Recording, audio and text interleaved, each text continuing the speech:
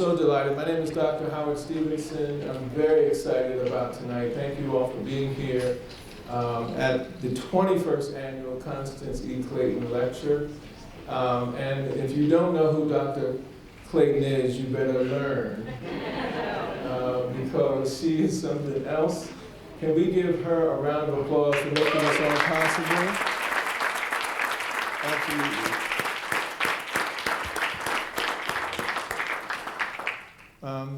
The Racial Empowerment Collaborative has been very busy for the last year since the last lecture.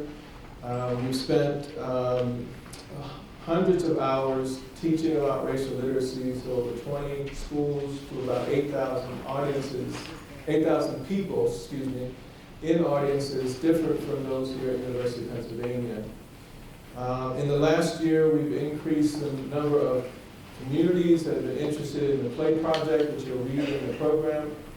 Communities come to get trained about how to use our interventions in their neighborhoods, on playgrounds. And we also started, my colleagues and I, partners, a nonprofit called Lion Story, which is a wonderful nonprofit where we're focused on teaching racial literacy to a group of audiences around the country, including a summer institute over the summer where we had a record number of 100 attendees. I'm a co-founder of Lion Story, another co-founding partner in the back, Charles Adams. If you could raise your hand, stand up. Thank you. And other co-founder, Brian Peterson, is also in the back. If you could stand up to read that. And a colleague that we could do nothing without is Sean Petros, who's also part of the partnership. If you could stand up, please. And you can read about that in the program. So we have a wonderful group of experts today, and I'm so delighted that they've agreed to come. Before we do that and hear about them and I introduce them, we're going to have a spoken word from Kyrie Suswell, who's also part of the Lion Story training faculty. So, Kyrie, thank you.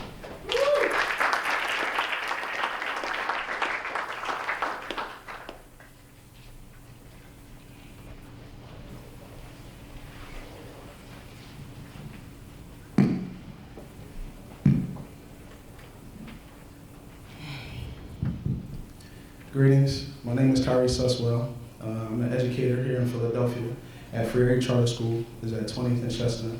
I teach an African American Studies course, and I'm a case manager for special needs students. They are more special than they are in need, and it's a joy to work with them. I'd like to thank Dr. Clayton for her life's work, bringing us all together this evening. I'd like to thank Dr. Stevenson, whose work continued to impact me. And I'd like to thank Sean Petros, who suggested me for the slide.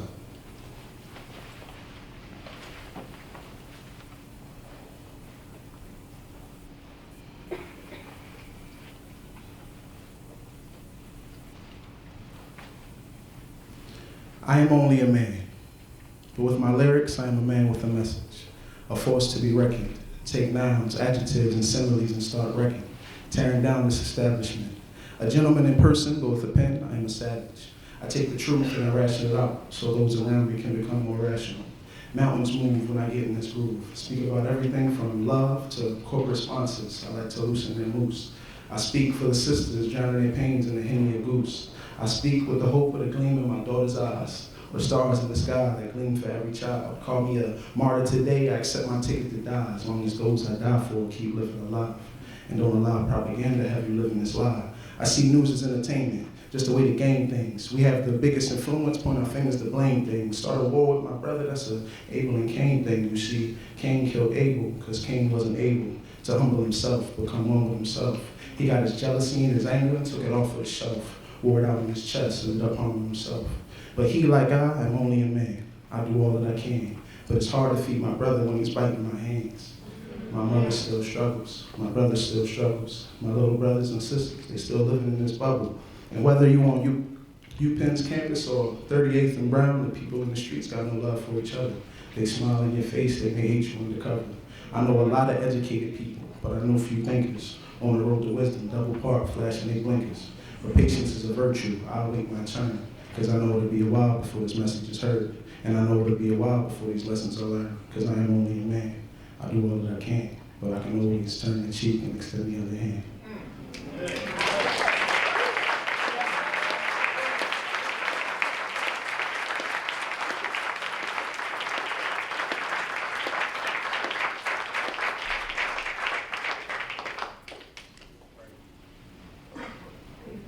So the next piece I was inspired to write when I was 22 years old, and I was watching the film V for Vendetta. And in the film, there's a monologue, I think you would call it, where the character V makes a speech, all V words, and it was the most amazing thing I'd ever heard.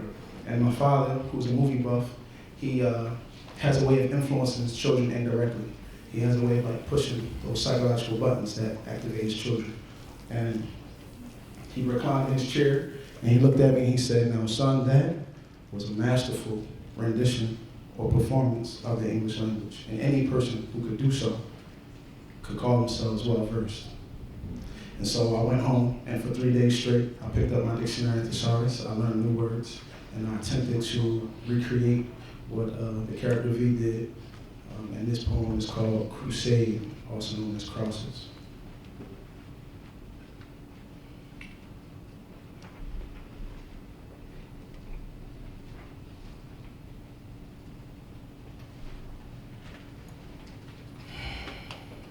Consequence, circumstance, coincidence. Which of the three? Calculated casualties have been caused by a coalition of cowardly crooks, conveying constricting, conflicting, contradicting information that is fed to the collective community as a communion. This cultivated conspiracy culminates in a culinary masterpiece, currently converting the masses into compliant content corpses. Those that contend against this collaboration of clever constituents are converged upon, conquered, and castrated. Clearly, these cunning cavaliers control the complete camouflage, convincing citizens that there is no connection between they and the current curriculum that continuously curbs the community from reaching the cusp of consciousness. However, this cancer can be conquered, but is consequently contingent upon the collective conversion of our cognizance, which, if coupled with complete concentration, is considerably capable. Only then can we recreate the conditions in which consistency is constant in this country. Classified information will be uncloaked. The confidential and classified information to disrupt those will be ensued. Here lies consequence. Chagrin. This xenophobia has created clashing for the classes for centuries. The promotion of anarchy, and thus, here lies circumstance. Coincidentally, there is no coincidence. The current condition conquering our planet was carefully constructed by colonialists. By removing this calamitous cornerstone, we combat it and all that upholds, coloring the world in our own colorful collage, a world in which cogitation always computes sincere action. Now that you're aware, welcome to the Crusade.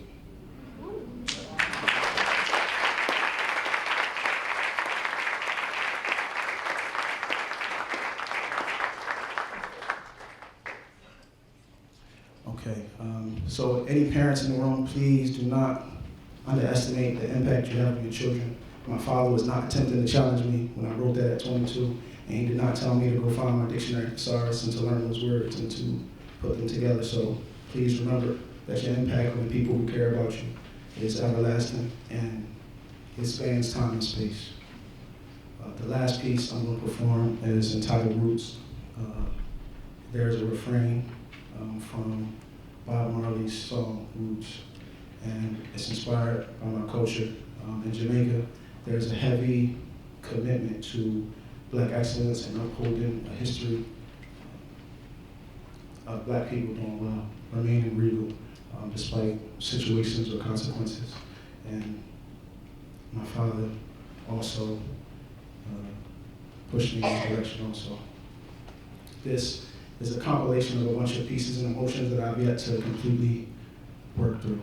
And so it has kind of a jazz feel in the sense that it can be here and there and there and back again. And I hope you enjoy it. This is my final piece. Thank you again for listening.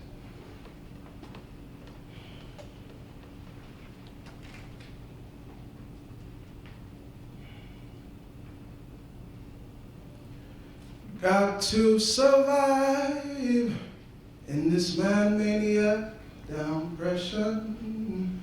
Got to survive the iration in this roots, naughty roots, dread bingy dread. Oh, I and I are the roots. The eldest of my grandfathers had an affair with his son. He kissed her and she him. Remnants of his love left on his skin. Time passed, and so did my grandfather. And unfortunately, his children, they shunned each other. They shunned their color. They loathed the warmth of their mother's heat. And what he and her love means to them is not what their love means to me. Got to survive the iration. Miss roots, naughty roots, dread bingy dread. Oh, I and I are the roots. One of my partners was kicking some game to me, and we was just, shooting the breeze. And he said, man, being black ain't even all that.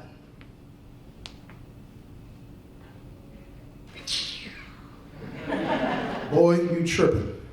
I got rhythm in my bones, too much soul. I move with flavor, and everywhere I go, it look like I'm skating. You either tripping or you hating. Ain't no explaining all the things we done been through. Don't act like folks, the world powers, ain't commit political crimes against me and mine, but it's cool, we just fine. Unfortunately, this is something that we got used to, and really, ain't nobody coming to save us. I'd imagine this is comparable to the sentiment just before the shores on the slave ships. Feeling as if the gods had forsaken us. Who is this savior? Whom my oppressor he favors, singing amazing. Grace as unsaturated whips serenade us. I'd imagine it painful, laying herbs in the open wounds, being doomed to gloom from the womb to the tomb. Our dead commemorated without stone, we'll call them graves.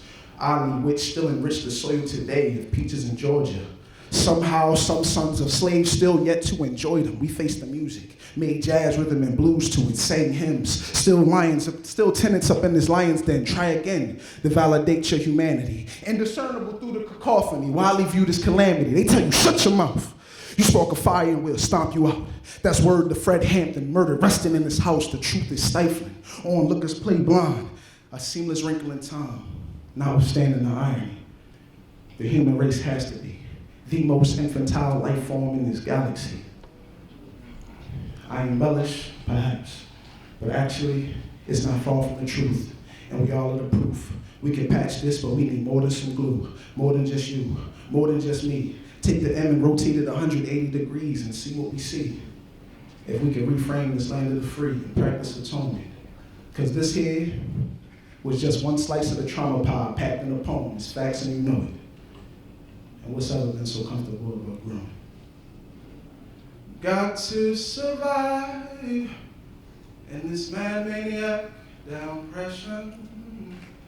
Got to survive the iration in this roots, naughty roots, dripping dread. Oh, I and I are the roots. That's my time. Thank you.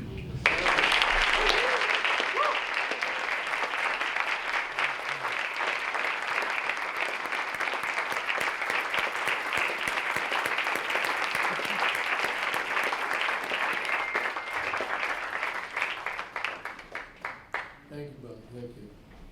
Wonderful. Amazing.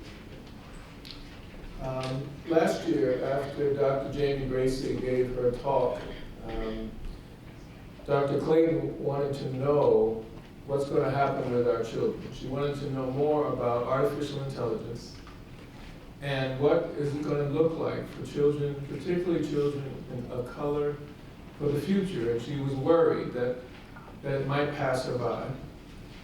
And so when she asked me about that, I said, I can think of nobody else in Kalimah Priforce as a person that I know personally who has touched me in the way that he has affected and understanding about this topic. As just a kid from Brooklyn, Kalimah is the infamous codebreaker of human potential who pioneered the Learn to Code movement as the leading expert in closing the digital divide for low-opportunity youth. He is author of an upcoming book, How to Raise a Hacker, a memoir revealing his formidable journey from the group homes of Bedford-Stuyvesant to the boardrooms of Silicon Valley, and I am so proud he's asked me to write the foreword of that upcoming book. He started his first tech venture at 16, which sold before his 20th birthday. He's a retired Hactivist CEO of the Keynote group, an Echoing Green awarded social enterprise that launched the first internationally televised hackathon for the MSNBC mini-documentary, Swimming in Their Genius. Alongside Van Jones as the inaugural senior fellow for Yes We Code, Kalimah launched the first hackathon for Prince at the Essence Festival to celebrate the 30th anniversary of Purple Rain. How cool is that? A foremost advocate for the inclusion of hacker culture in racial and social justice, he has been featured on Forbes, Black Enterprise, Essence Magazine, PBS, NPR, and the front pages of USA Today. As an educator, he helped form the Hidden Genius Project, an Oakland nonprofit that trains young men of color in modern and foundational programming languages. His work in making STEAM education a national security issue has been recognized by the Obama White House as a champion of change. He currently sits on the National Advisory Council for our NPO Forward Promise, supported by the Robert Johnson Foundation, and is a TEDx globally recognized speaker. I'm so delighted to have him here. And as many times as I've been around Kalimah, he just makes everybody smile. He has an effervescent, if you ever get a chance to listen to his TED Talk, he affects the space in the air in every room that he occupies. And I am just so proud that he is here today on a very important day in his life. So I introduce to you Kalimah Priforce. Thank you.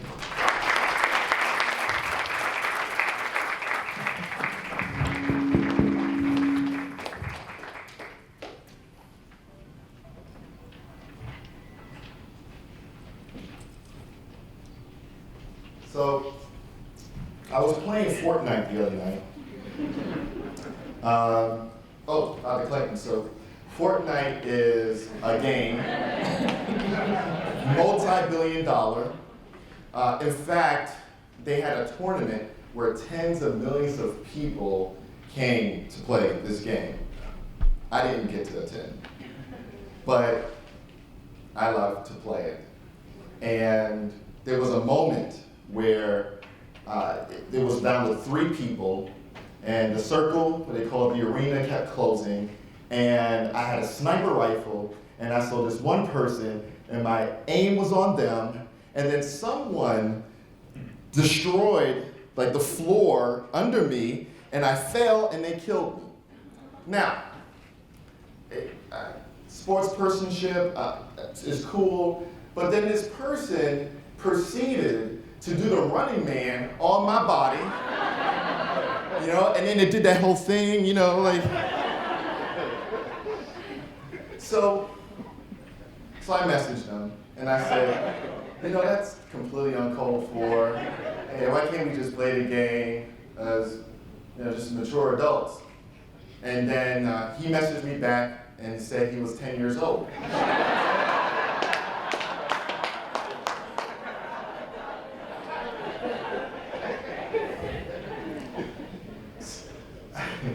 So, we strike a conversation, and he asked me what I do, and I say, well, I raise hackers. I teach kids to hack whatever institution, issue, challenge before them.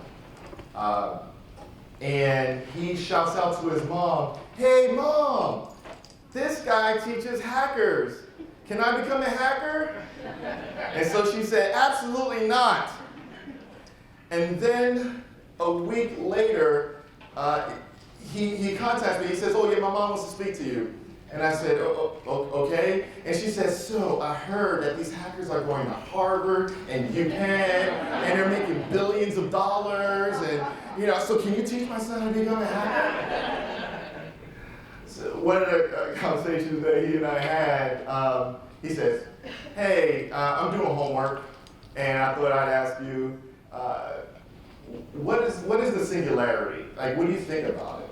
And I said, well, that's a very deep topic. So the singularity is when computers, robots, are supposed to become self-aware. And he says, yeah, a lot of kids in my class, they were worried, the teachers were worried that that would happen. And so I said, so the moments when automatons become self-aware, and people are afraid of that moment, that is a very similar moment when the Emancipation Proclamation was signed.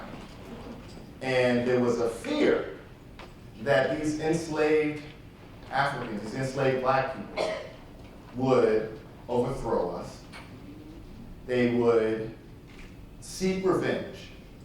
That they would ask for compensation for all the labor that they've done.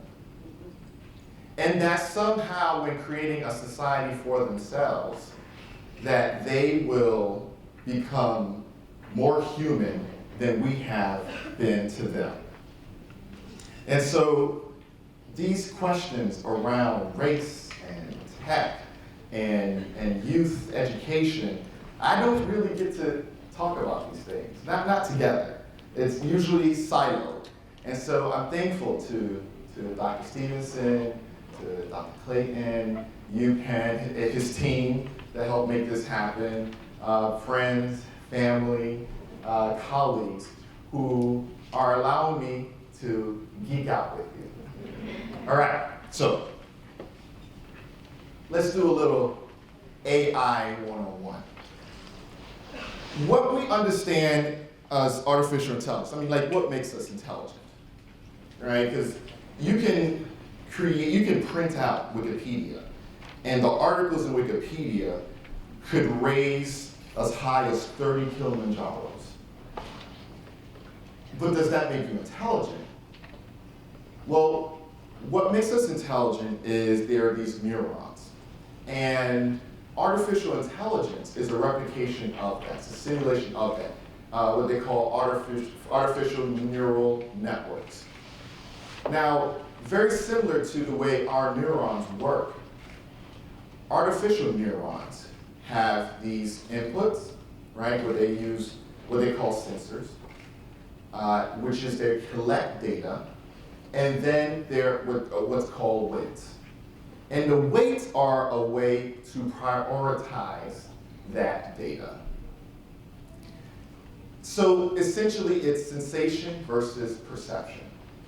It's a way for computers to be able to detect what is important. So if I were to toss a ball towards you, what your brain is doing is prioritizing that ball against the environment around you, because that's what's most important, that ball that is speeding towards you.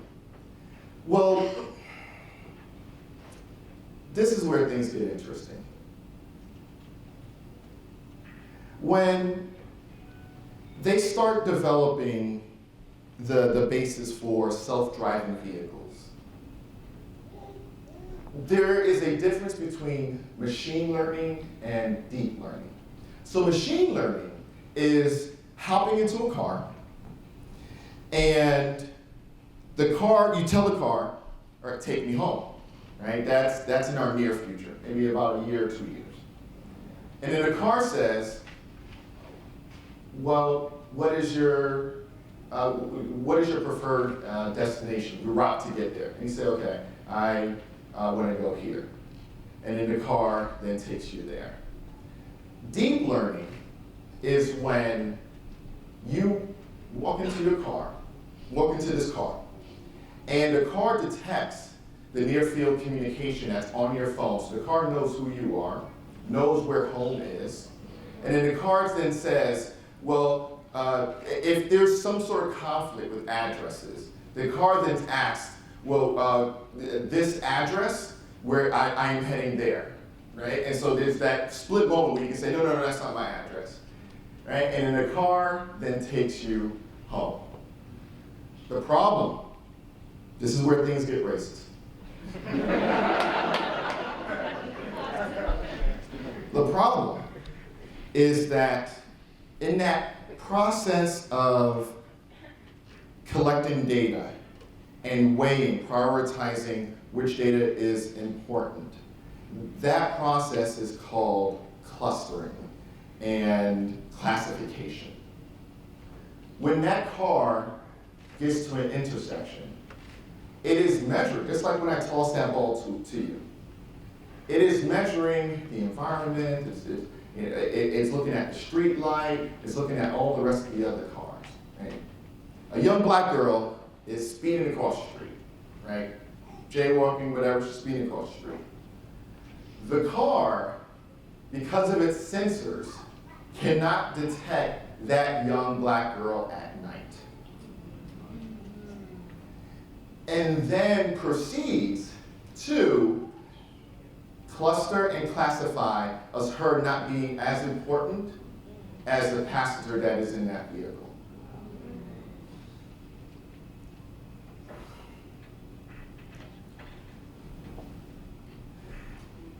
AI is being field tested, a lot of it being from law enforcement and the military.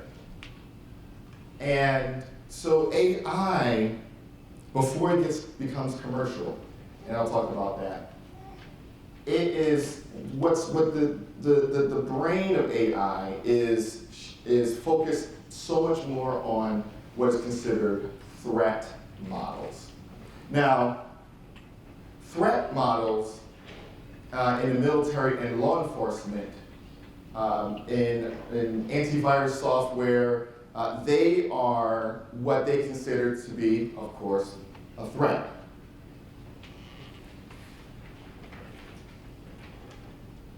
Sanford Police Department, hey, we've had some break-ins in my neighborhood, and there's a real suspicious guy. Retreat View Circle, this is the best address I can give you. It's 111 Retreat View Circle.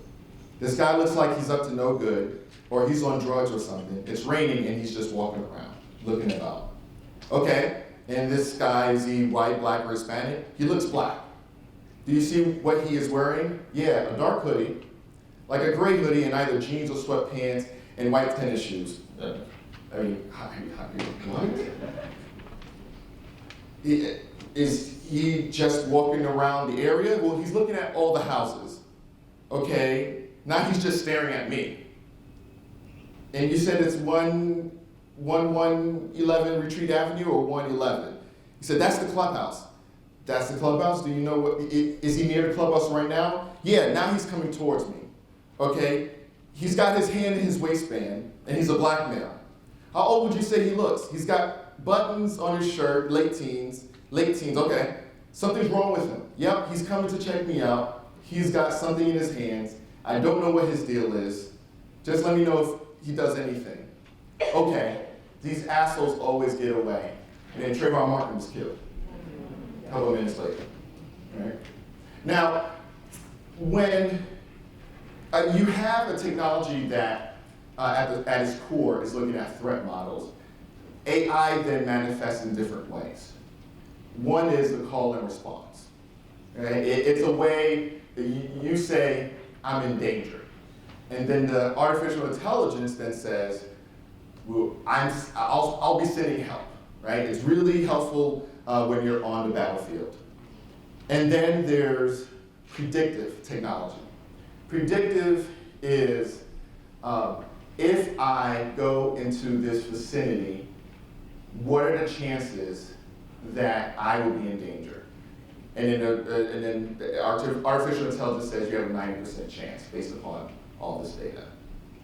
And then there's correction. Correction is, okay, we are sending this drone, and we're not really sure if the terrorist is in that vicinity. And so the AI then says, well, I will layer on infrared technology, heat sensors, so that you get an accurate picture of what you're about to engage. And our engagement in AI is usually from a commercial standpoint, right? So call and response is, Alexa, play me some music. Okay. Here's such and such, such and such, right? Predictive technology, right? Some of you already seen it. You're typing your emails, and then it already starts typing for you, and it already tells you what you're about to, right? And then there's correction, right? Mostly all of our phones now have corrective technology built into taking pictures, and it begins to let you know, hey, under this low light situation, I can produce a better picture than the one that you thought you'd be able to produce. So artificial intelligence has these applications, and we don't question them. We don't question the threat models that make AI, AI. When I decided to launch the Black Male Achievement Hackathon, the response was very interesting. I mean, I got a lot of media press for it. It was, the question that we posed to Silicon Valley is, could an app have saved Trayvon Martin? Because when he was stalked by George Zimmerman, he had a phone in his hand. Are you saying that out of all of the millions of apps that are available, there was not one that was focused on him? One that could have saved his life? One that could have helped him? And the problem is that, no, but there are a lot of apps for the George Zimmermans of the world. There are a lot of apps on how to stalk someone, how to capture their information, how to say that you're in trouble. And so we decided, okay, we're going to create this experience, this hackathon, where the best way to address whether an app could have saved Trayvon Martin is to have the Trayvon Martins of the world build those apps.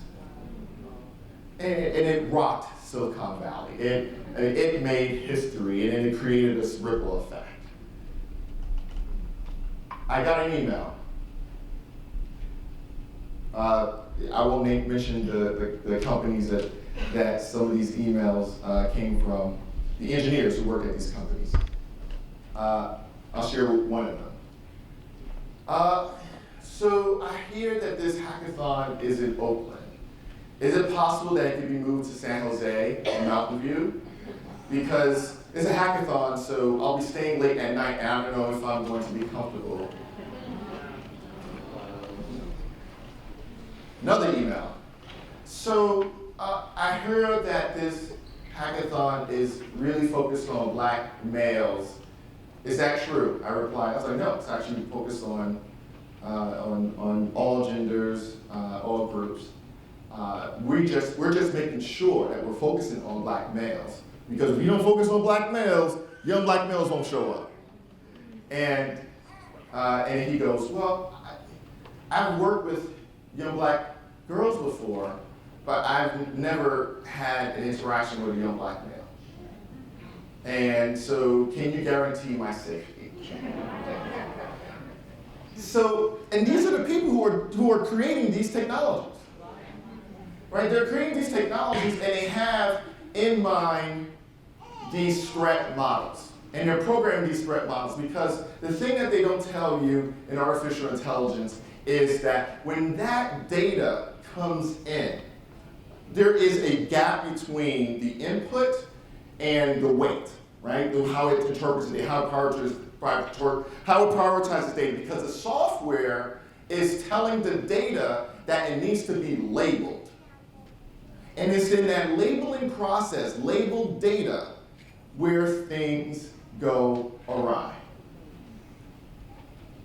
So I was on, it was a public, one of those NPR, KQED, one of those radio stations, and someone asked me, they said, yeah, we heard that there are people who are worried about attending this event. And I said, well, rather than working from a threat model, and Dr. Stevenson in his work Before the Promise has been a focus on stress models, right? And the relationship between threat models and stress models are direct. That rather than focus on these threat models, why not an empathy model? Why not there be, one of the things that makes Silicon Valley is that, yes, you hear about Apple suing Samsung, and Samsung suing Google, and they all, their sons and daughters all go to the same schools, they hang out in the same places, their wives all know each other, and they share talent all the time. They call it the knowledge spillover. And I remember first coming to Silicon Valley, I was giving a talk at Microsoft, and this fella drove me home. And I remember him saying, he said, yeah, so what kind of company are you building? And I told him, yeah, I'm doing education software. This is before the Trayvon tragedy that created the Black No Achievement Hackathon. And he says, he says, awesome. And I said, yeah, but a lot of my friends say, hey, why don't you just go work for Google? Why don't you go work for Facebook? And he says, oh, that's interesting. They're not telling you to start Google, start Facebook? And he says, I grew up in Silicon Valley. None of us are told to work for anyone. So when these engineers came to join us at the hackathon, my goal isn't that you have a bunch of white and Asian majority, because that's the make of Silicon Valley companies. Even though people of color have more computer science degrees. Most people don't know that. That they would work for these companies but get to play with us. When they come into our doors in Oakland, mostly people of color, and they become mentors, I do not want it to become a colonized experience for the kids. I wanted it to become a moment where,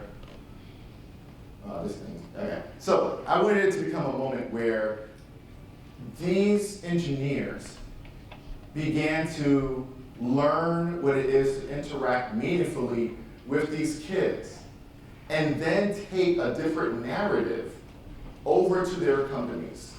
And so when that person says, hey, let's build an app where a Google Maps feature where someone can intentionally avoid the hood, then that person says, no, I think that's kind of racist. And that only can come from the experience of working with these kids.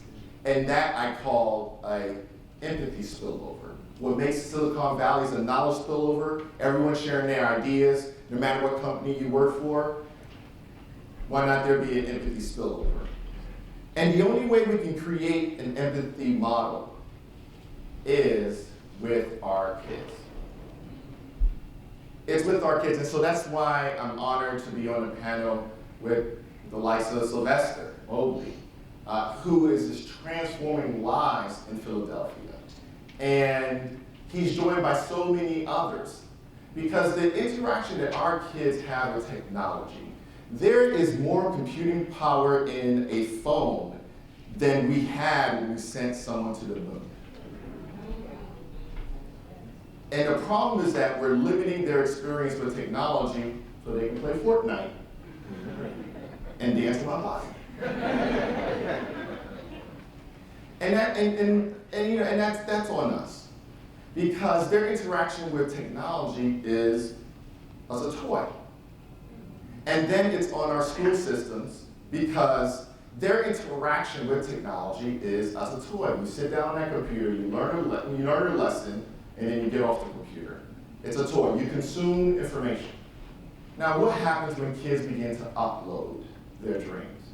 What happens when when they're able to upload new technologies, new ways of solving problems?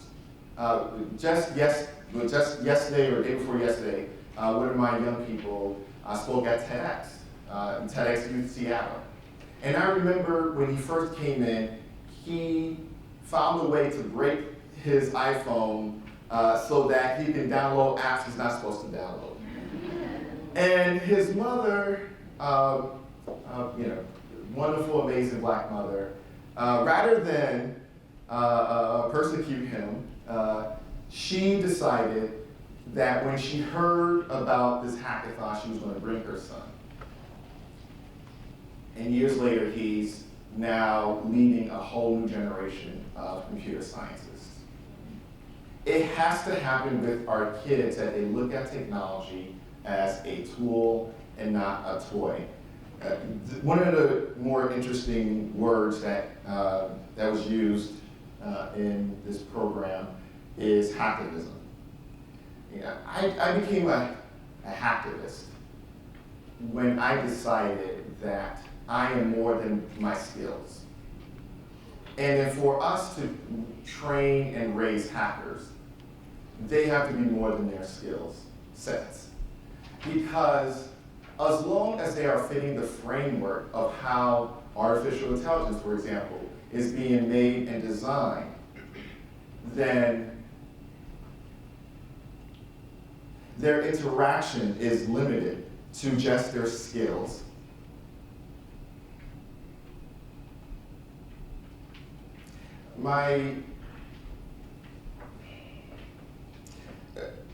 Today, my brother, he was shot and killed 19 years ago. And artificial intelligence can be more than just a threat model. Because there can be a moment where I can create some sort of artificial embodiment of my brother so that I can just ring him up. And knowing that, of course, he passed away long ago, that I can say, I'm doing this, I'm doing that with my life, I named a company after you, I just got reunited with our little brothers after 26 years of the foster care system. And then I hear back in his voice, you're doing amazing things, I miss you. The only way that technology can do that is if we start building them to embrace empathy. And the only way we can get that, because it's not them who are doing it, is with our kids. Thank you.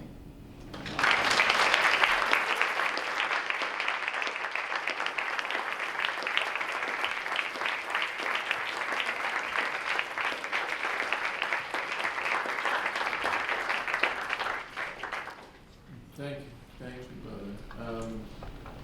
Can we introduce your family and have them stand up? Oh, yeah. Are they here? So Yes. these handsome young men, actually one of my brothers, Shue, he actually just came out with his own book while I'm working on mine, so he's way ahead of me. Please stand up.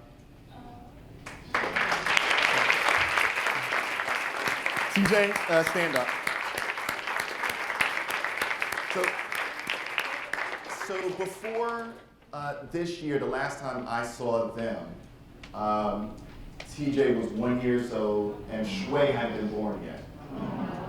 And so all these years later, they reached out to me, and I'm just so blessed. See, this is what technology can do. It can reunite families that have been broken and destroyed by systems that were designed so. And I'm thankful. I'm thankful that you see the world much more optimistically than you could have based upon your experiences.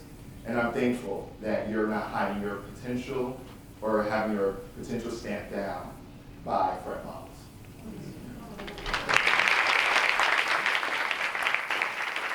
Thank you. I appreciate it. Thank you. So I was honored this is the anniversary for you about your brother. So thank you. Mutale Nkonde is an AI policy advisor and incoming fellow at the Berkman Klein Center for Internet and Society at Harvard University, where she's conducting an ethnographic study on how congressional staffers learn about AI policy during this year. During her time as a Data and Society Fellow, where I met her, she founded the Dorothy Vaughan Tech Symposium briefing series on Capitol Hill and was on the team that introduced the Algorithm Accountability Act and Deepfakes Accountability Act with the Office of Congresswoman Yvette Clarke. Her work has been covered by MIT Tech Review, VentureBeat, Inverse.com, Zora, 10, and Wired. She is also a co-author of a report this year on racial literacy and tech and speaks widely on race, policy, and AI. I got a chance to meet Mutale at Data and Society I don't know how long ago, some months ago, but she opened my eyes to tech, told me some tech jokes, and allowed me to be a part of a world that I had no understanding of, just to talk about racial literacy, and we have been in contact virtually in many ways ever since. Amazing what she has been doing. And she stays on Twitter, and there's one quote I want to just say. She tweeted once that every talk someone asks me, how is AI racist? I tell them about how biases get embedded in training data and they walk away. In her walking into this room, she started dropping stuff about the census and racism. And I said, let me just introduce you to the other panelists. Anyway, can we have a round of applause?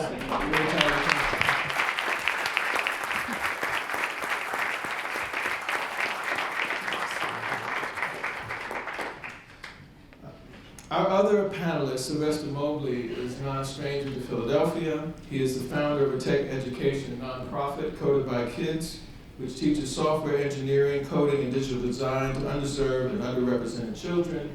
And for this work, he was the 2018 Philadelphia Award winner. And I just want to play a little clip of, in his own words, of what he does. I tend to challenge the assumption that our kids are good with technology. They're good at consuming technology. But if you want a kid to tell you how YouTube works or how their cell phone works, they can't. They have no idea. Coded by Kids focuses on teaching programming, software engineering, computer science concepts to children to help increase diversity in the tech industry. Less than 5% of people in tech are African American. So by running programs and teaching them as young as possible, we're able to start to bridge that gap. I'm a product of the Philadelphia public school system. So I was born and raised in Philadelphia. I come from the same schools that many of our kids come from. We're in almost every major neighborhood. We have almost 130 kids a week coming through our programs. When I go over to our small kids, I'm like, hey, need me to help you with this? And they say to me, no, I'm okay, I can figure it out. That's when I know we're on the right track. The plan is to build a citywide scalable system that can be rolled out in any city. You can scale software and software as a service, but when you're scaling an organization that's people-driven and people-focused, it's extremely difficult. We need people that understand programming, understand software development, but also have the ability and teach that to an 8-year-old. So I lead by example, and I'm mission-driven. I'm never going to waver from what the mission is. I focus on what our objective is, and I focus on what we need to get done, and then I drive to that.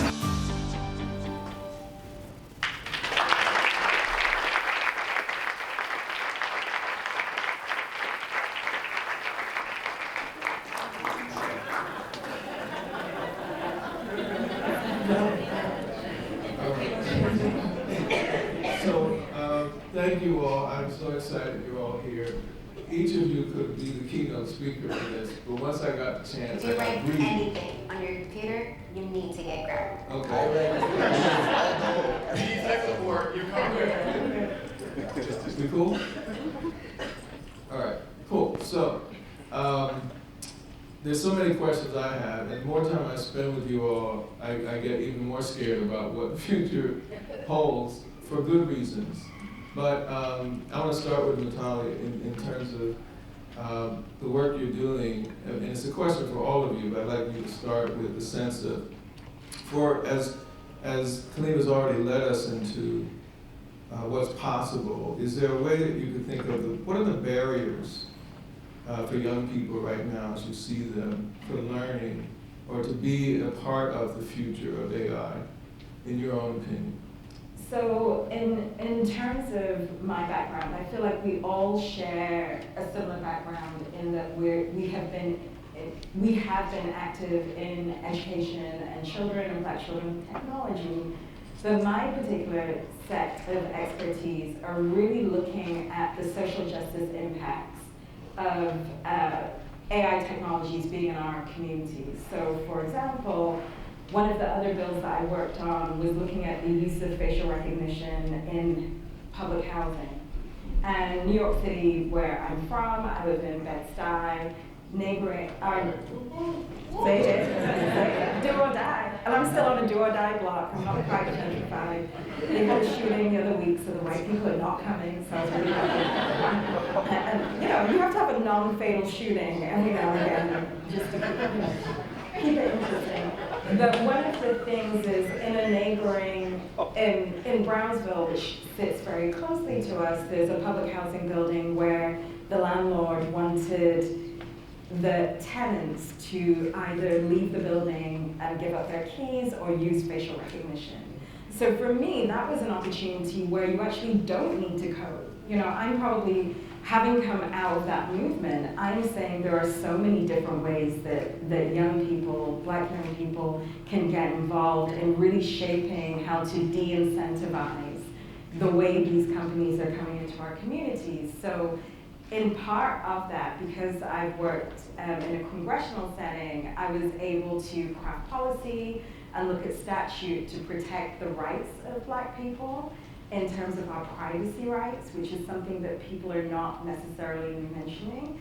But the other side of it is you now have, and I think that you alluded to this, you now have a huge Black user base of young people that know how to use these technologies, and if they are given opportunities, can actually help inform how we're protecting things like our democracy, for example. So in the introduction, Dr. Stevenson mentioned a project that I ended up abandoning to start another project, and it was looking at using popular culture and celebrity culture to really educate Black audiences around what it means to have your privacy taken. Artificial intelligence relies on us giving up an incredible amount of data, which is not constitutional in many times. And that giving up of data can actually be used against us, and often is, particularly in criminal justice settings, right? So one of the projects I'm currently working on is using formerly incarcerated youth who were convicted because of their social media use to help me spot disinformation threats in the upcoming election.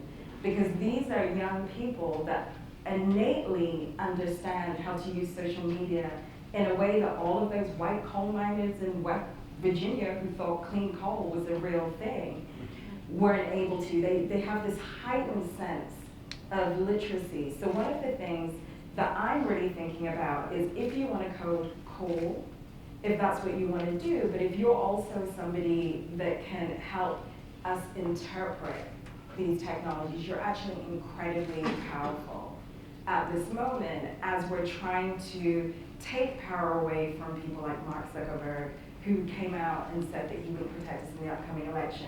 Or you're somebody like me that's looking at the census and saying, wait, artificial intelligence algorithms are going to be used in really collating and looking at that data. What does that mean for Black populations?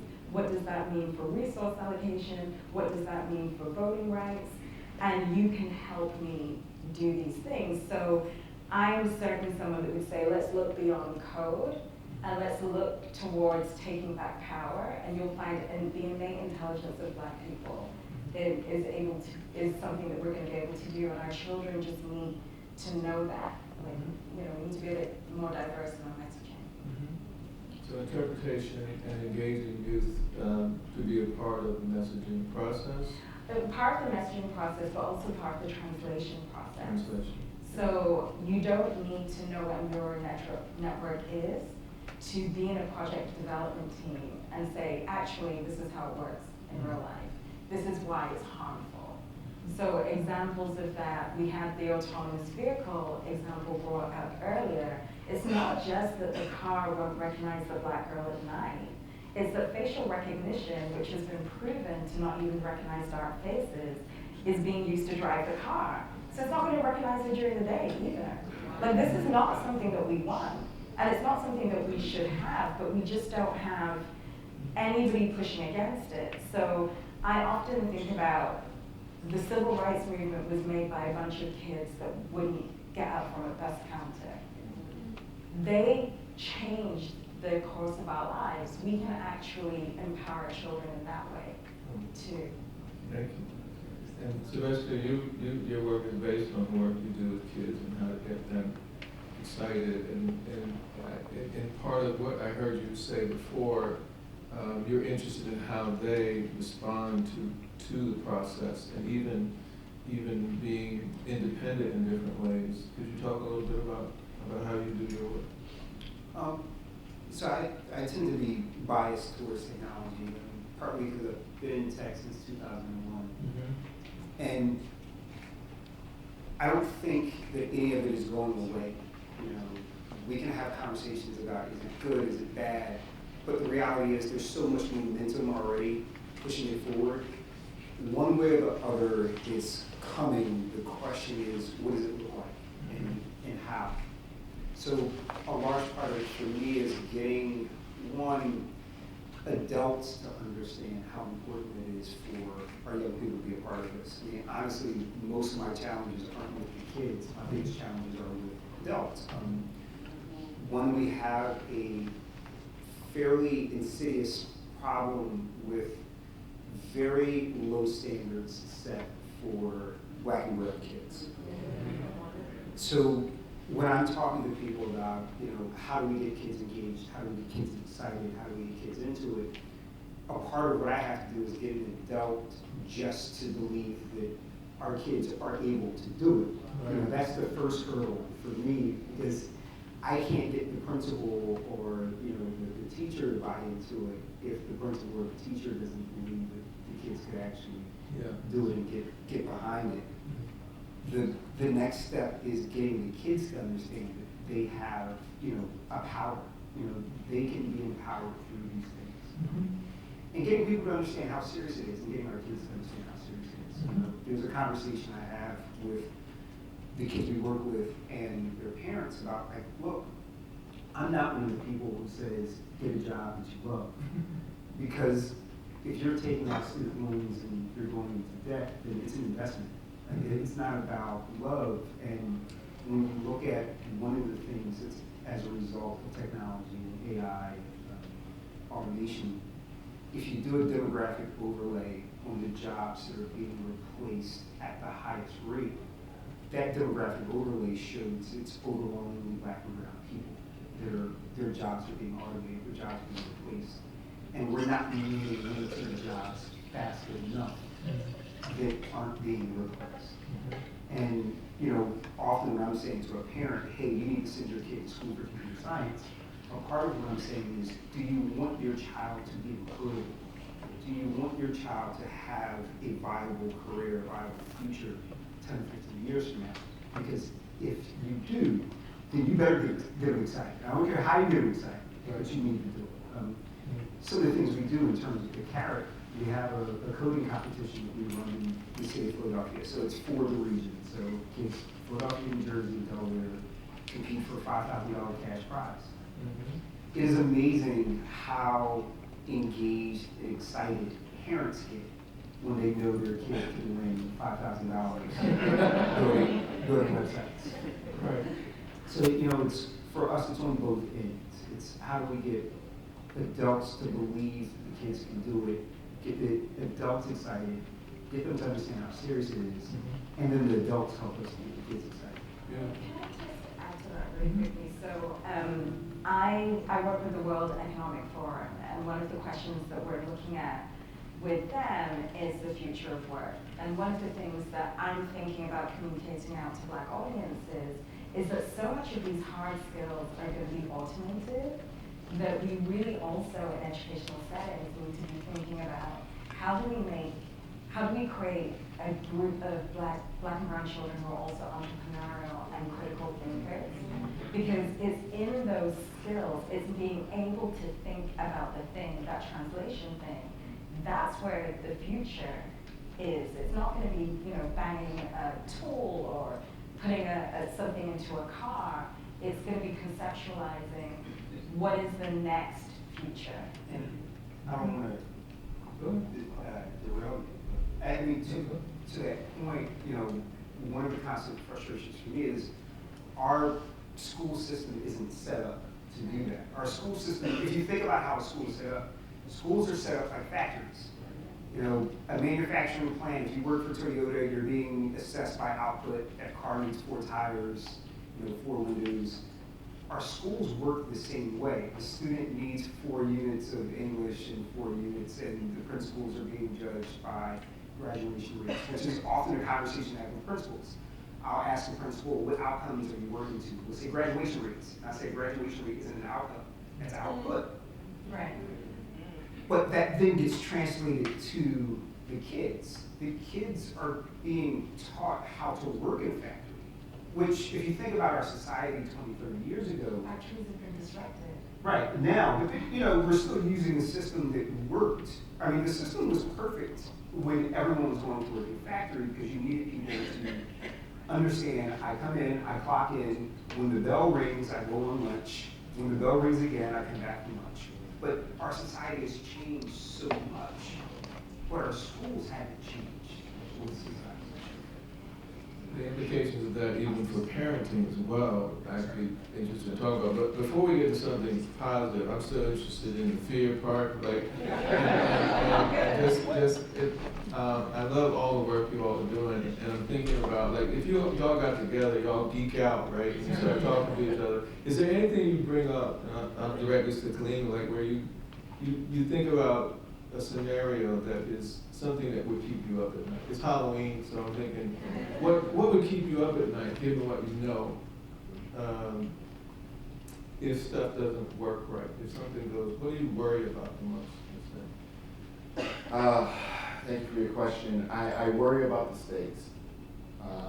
And I remember, so the conversations I have with congressional members, is particularly the Congressional Black Caucus, because their focus is on, well, let's get more employees into Google and so that's been their focus. Jesse Jackson, several others, the conversations I've had with them, and I'll never forget when Congressman Butterfield and Congresswoman Lee came to Silicon Valley, and we had this conversation, and and I said, this is what I said to them. I said, to be frank, Congresswoman Lee, I have friends around the world, and sometimes because of firewalls, the only way we can communicate with each other is through the dark web. And recently, this was 3 years ago. 4 years ago. I said, they're gone, they're just missing. And we got worried. We said, okay, what's going on? We all know each other by our handles. I'm Priforce X, and so,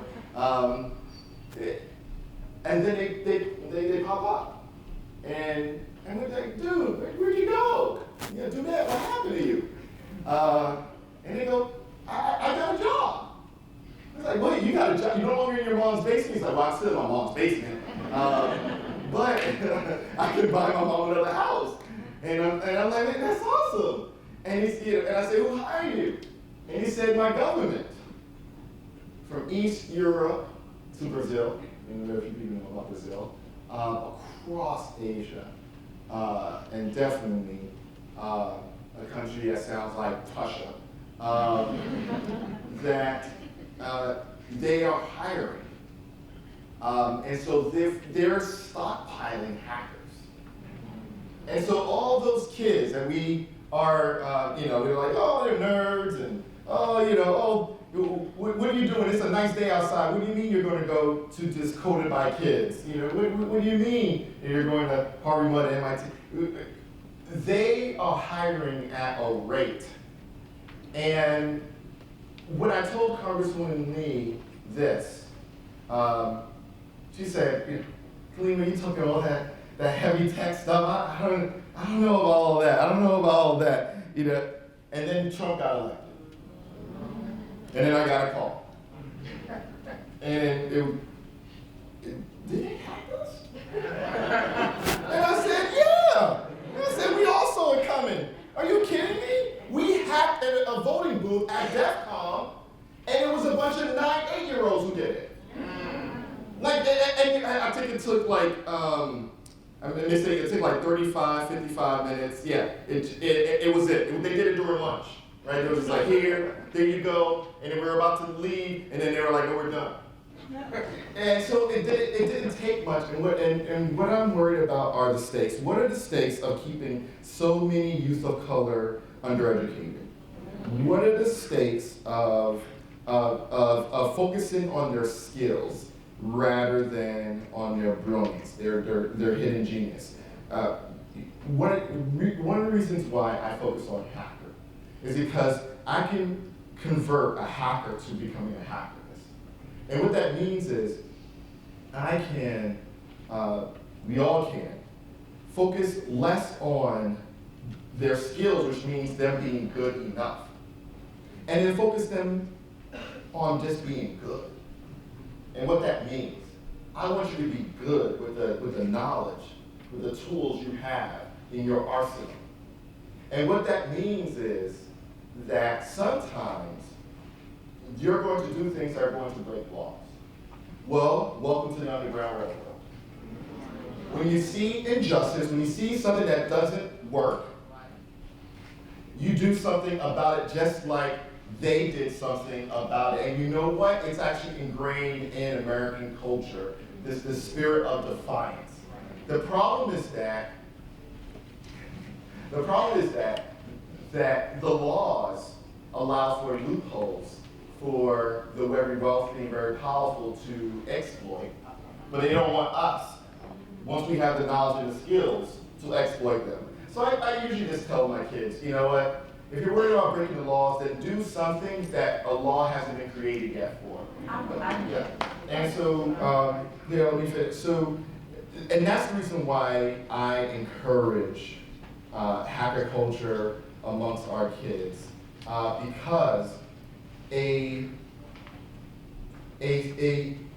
digital attack the size of Pearl Harbor, we call it a cyber Pearl Harbor, is coming. And we are so unprepared. And then that's when they go, wow, we really need to do something with all these Appalachian kids, all these kids in the Midwest, all these black and brown kids, like that we are so unprepared for this cyber Cold War that we are in, but no one's talking about it. And so for me, those are mistakes. So you're going to say. I just want to tell kids to break the law. Oh, well, no, they can. I would tell them to do things that laws haven't been created yet for, right? And so, one of the beautiful just things because I'm about, writing a lot of those laws, so. Yeah. I'm like, you told me to break the law. No. And so I want to teach them to be faster than you and creative. Because here's the thing, is that what does history tell us? History tells us that the abolitionists took them hundreds of years for them to affect how slavery was being done in the United States. Okay, wonderful, fantastic. In the meantime, save lives. In the meantime, make sure that there are homes being created because you're taking folks who are being enslaved and you're bringing them to the north, right? And that means you break laws. That means that and you know what? It's so funny because they had to create laws because we were so smart, right? They had to say, okay, well, you know, your ID, a lot of the emphasis on IDs is because we found ways of getting enslaved Africans onto the trains, and we would forge documents. And, you know, and then that's when they said, okay, well, your ID needs to look like this, it needs to look like that. You know, and so keep ahead of the injustice. Let's not respond to it. And then we'll move on. What I also hear from you is that being engaged in this understanding or knowledge or technology has something to do with how defiant we can become. There's a way in which we need this information, these strategies to be able to be defiant in a particular way, or to be understanding how defiance is a necessary skill in and of itself. Mutale, you have something you want to add? I think that's already happening. I don't know that we have to promote it. So one of the projects I'm looking at the moment is current disinformation threats. So I'm working with some computer scientists at Stanford, and we're looking at hashtags that just don't make sense. And one of the things that we found as we built these networks of hashtags is, do you guys remember the Not My Ariel thing that blew up on social media in the summer? Do people know what that was? So if you didn't know, July 4th this year, an African-American actress was told that she was going to play Ariel in the live Disney movie, which is a mermaid, right? This doesn't mean anything. If you looked at the press and if you followed the press, you saw these headlines where they were like, oh my goodness, white people don't want Ariel, this girl to be Ariel. That's so terrible. This is racism. And I'm looking at this as somebody who researches internet culture and says, that doesn't really make sense. There is something else going on here. So when I went back to my team and I said, we need to find out where this originates from because it's a disinformation threat. And what we know about disinformation is that they're constantly, what we would call in the literature, that they're constantly sentiment testing. So when we looked back at this particular hashtag, we found out that it was from a Facebook group that had started out as a yoga Facebook group in 2015. About 40,000 people had joined. It had been active for 2 years.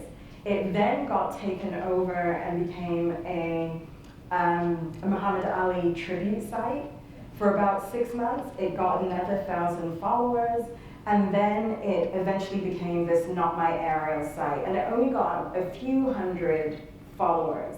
But the way that it was being communicated out to the press was, these white people are so mad, this is racial tension. So then when we started to look at where those particular Facebook users were in other parts of the internet, we found out they were white supremacists, and what they were trying to do was to try and test how racist people are before the election so that they can start to think of some of the same divisive language that we hear in our daily lives. That's going to be ramped up.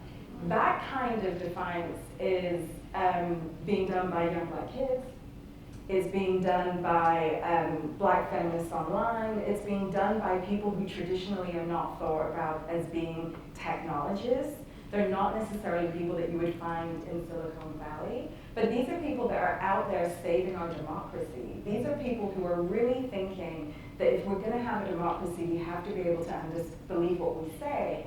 And thanks to the work I do, I've recently started a nonprofit to kind of get funding behind this. I'm able to pay these people, professionalize these people, let them understand what's going on and say, you are going to become the future whatever's, right? You are going to be at the beginning of these fields. And that, I wouldn't say that that's breaking the law, but that's really going back to what I said in my first response around critical thinking.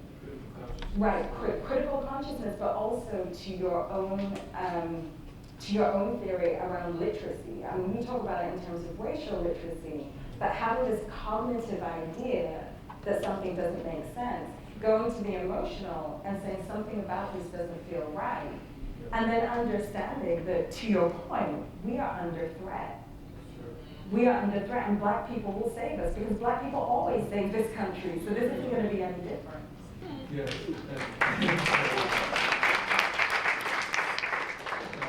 I have so many thoughts, but you both have scared me really well.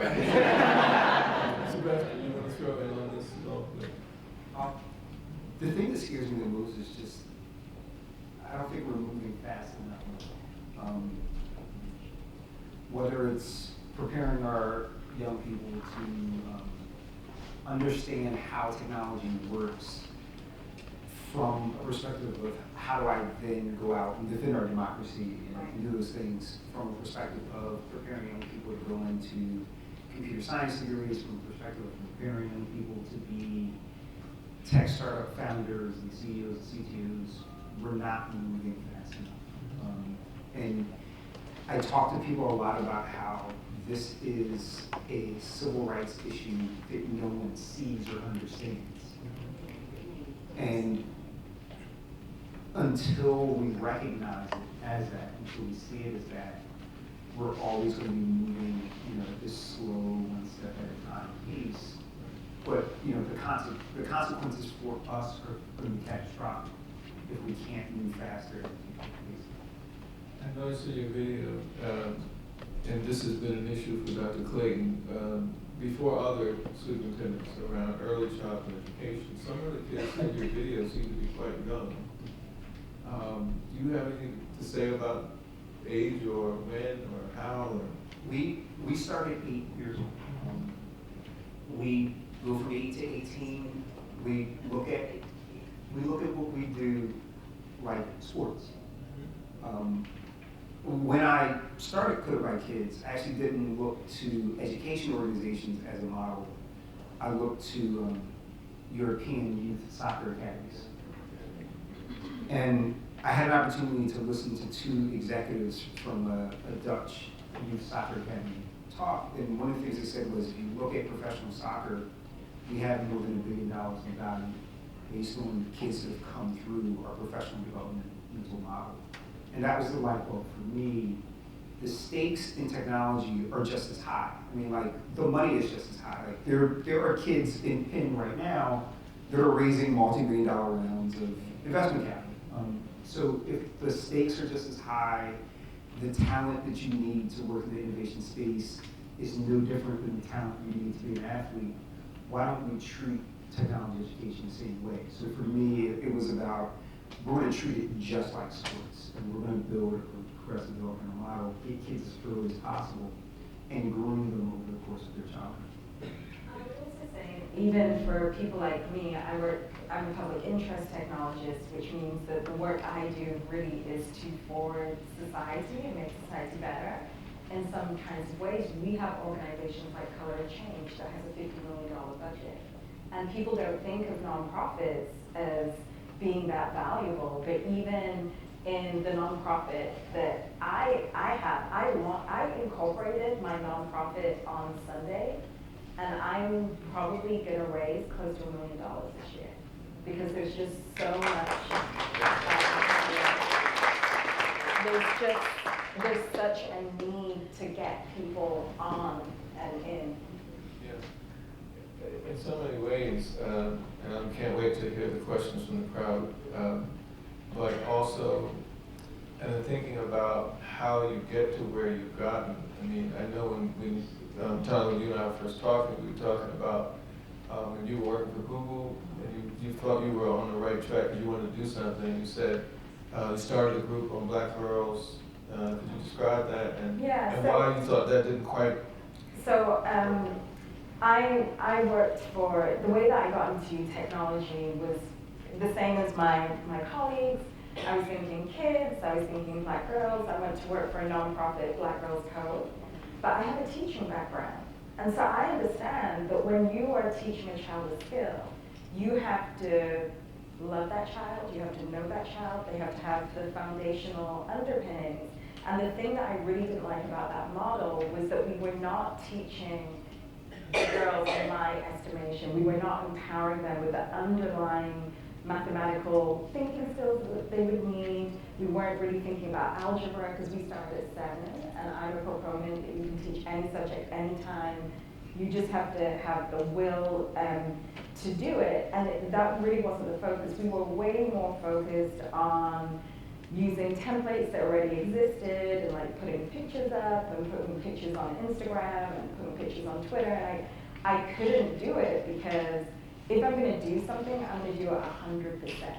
And if I have parents and families and teachers coming to me and I can't show growth, academic growth, then I didn't want to do it. And I became way more interested in the way technology impacted society, because so many of the little girls that I worked with would not be that excited, to be honest, about being in a hackathon, or not be. It seems that all your kids are really excited. Mine really weren't, but the questions.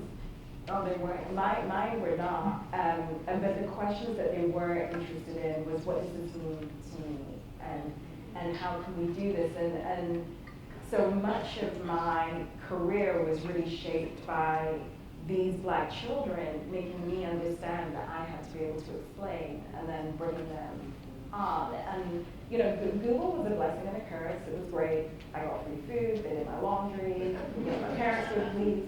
But it really isn't a place that, you know, you have to ask yourself, do you want to be comfortable or do you want to be free? And I'm very, very committed to being free. And so, and it was difficult. Like, I couldn't, you know, in the beginning, I couldn't pay my rent. Nobody knew what was happening. But then Cambridge Analytica happened. And the alarms that I raised around privacy breaches with technology, around the fact that these were violating civil rights laws, around the fact that, to your point, the lack of regulation really opens the internet up for these bad actors. And I had developed this skills base, meant that I was really, really high in demand. And then partnering with you and looking at your research and saying, actually, race is a problem in the way that we design and the way that we deploy really enabled me to have a niche that's taken me all over the world and really put me on stages that I would never have. But like, apparently I'm in Essence magazine this month. I haven't picked up the magazine because I'm traveling a lot. But if any of you see it, let me know. Can I buy it around here? Like, they're Black people? Yes. Okay, good. Somebody has something right now. Go for it. Yes. So Kimberly Bryant, who is the founder, creator of Black Girls Code, is a friend of mine. And I remember when she came to me, it was 2010, and it was like, it was a Black Founders meeting. It's the first one, and Leah and me and Chris, a lot of folks who ended up becoming some of the first Black venture capitalists, and Chris was one of the first who to be invested, African American, we invested several million. That, you know, she said, a lot of organizations, I won't name them, have approached me, Black organizations, and they said, we will fund you if you focus on middle to upper class Black kids. Now, the thing about like the Silicon, this tech boom, is that the question is 3 to 5%, you know, working for Google and the tech industry, whatever. There actually have always been Black people in Silicon Valley for a while, because there were older tech companies like Oracle and IBM and several others. The problem is that when they got their cushy jobs, they took themselves away, hooked up with each other, and then Oakland remained Oakland. That parts of Marin became parts of Marin. That there were parts of the Bay Area that were barely touched by their opportunities. And so my advice to Kimberly is, you know, just get the kids in the door. Get them in the door, because you're not just exposing them to technology and coding. And I think Sylvester can reinforce that when you're dealing with low opportunity youth, you are having them adopt a different culture, a different way of seeing themselves and their ability to solve problems. And once you get them in, then you work with them. Their best friends are those who are in the program. And Amanda Butterfield, for example, she started off with the website templates, and she's now, she just went to a developers conference in Japan. And Elijah, her older brother, was one of our fellows. He was homeschooled. Parents couldn't even afford public school. He went to Cal Berkeley and is doing amazing things. And so low opportunity youth, and the reason why we focus on that is because we can't afford, once again, the stakes are too high. We can't afford to just focus on the middle to upper rung of society, even amongst ourselves, that we need all of our kids, because there's a thing that happens when they write "Hello World." Right? That's usually the first statement when you start coding. There's a class consciousness shift that happens, and as long as that shift happens, then you can continue to develop and cultivate their ability to become the hackers of their own potential. I just want to say two things. One, we actually intentionally and very deliberately do not focus on low opportunity. A part of the reason we don't is, so if you, one data point, 46% of black males who grow up rich will end up either lower middle class or poor. If you look at a lot of data and metrics for just the city of Philadelphia, and the city of Philadelphia is a microcosm of the nation, there is so much downward pressure on middle class black families. With each generation ends up worse. There's a higher likelihood for each generation to end up worse than the generation before. Black families are being pushed downwards. If you look at the same data around the number of black families and the number of black people being moved out of poverty into the middle class, you have more people being pushed down than people being pushed up. So if you only focus at the bottom, you've created an unsolvable problem. If you never stop the hemorrhaging from the middle class, you can't actually solve poverty. If the goal is to truly solve poverty, you have to stop the bleeding from the middle class first, while at the same time giving people at the bottom a chance to move up. I would definitely agree with that model too, because I think we're speaking as if these are individual problems that individual people can solve by themselves. And we're not really thinking about systemically how we had middle class black people, right? We had unions, we had city jobs, we had a robust public sector that really enabled people to have a decent standard of living. And I think that I really applaud I really applaud that, because we need to start thinking, as we're moving into a knowledge-based economy through AI and all of these other technologies, how do we recreate that shared wealth that we had as a community? And one of the things I'm really happy about, for example, is that we're now seeing tech workers, people that work in Silicon Valley, who are not only revolting against their bosses, which I'm all for, like if there's a revolution, let me join it, I'm all about freedom. But they're also now thinking about these collective ways of building wealth, which are not dependent on one person raising $1 million and having a unicorn. Because the truth of it is, we're on the edge of a recession, so we need to also think of other alternative, and I think smart ways of reaping that wealth through the tech industry. I'm sorry, Doc. I gotta jump into this. I'm sorry. So the last time I was in Philadelphia, we were doing a hackathon with the White House. Prince partly funded it, and we got a lot of funding from different folks. And I remember at one point during the hackathon, there was a kid who did amazing work, but he didn't want to go on stage.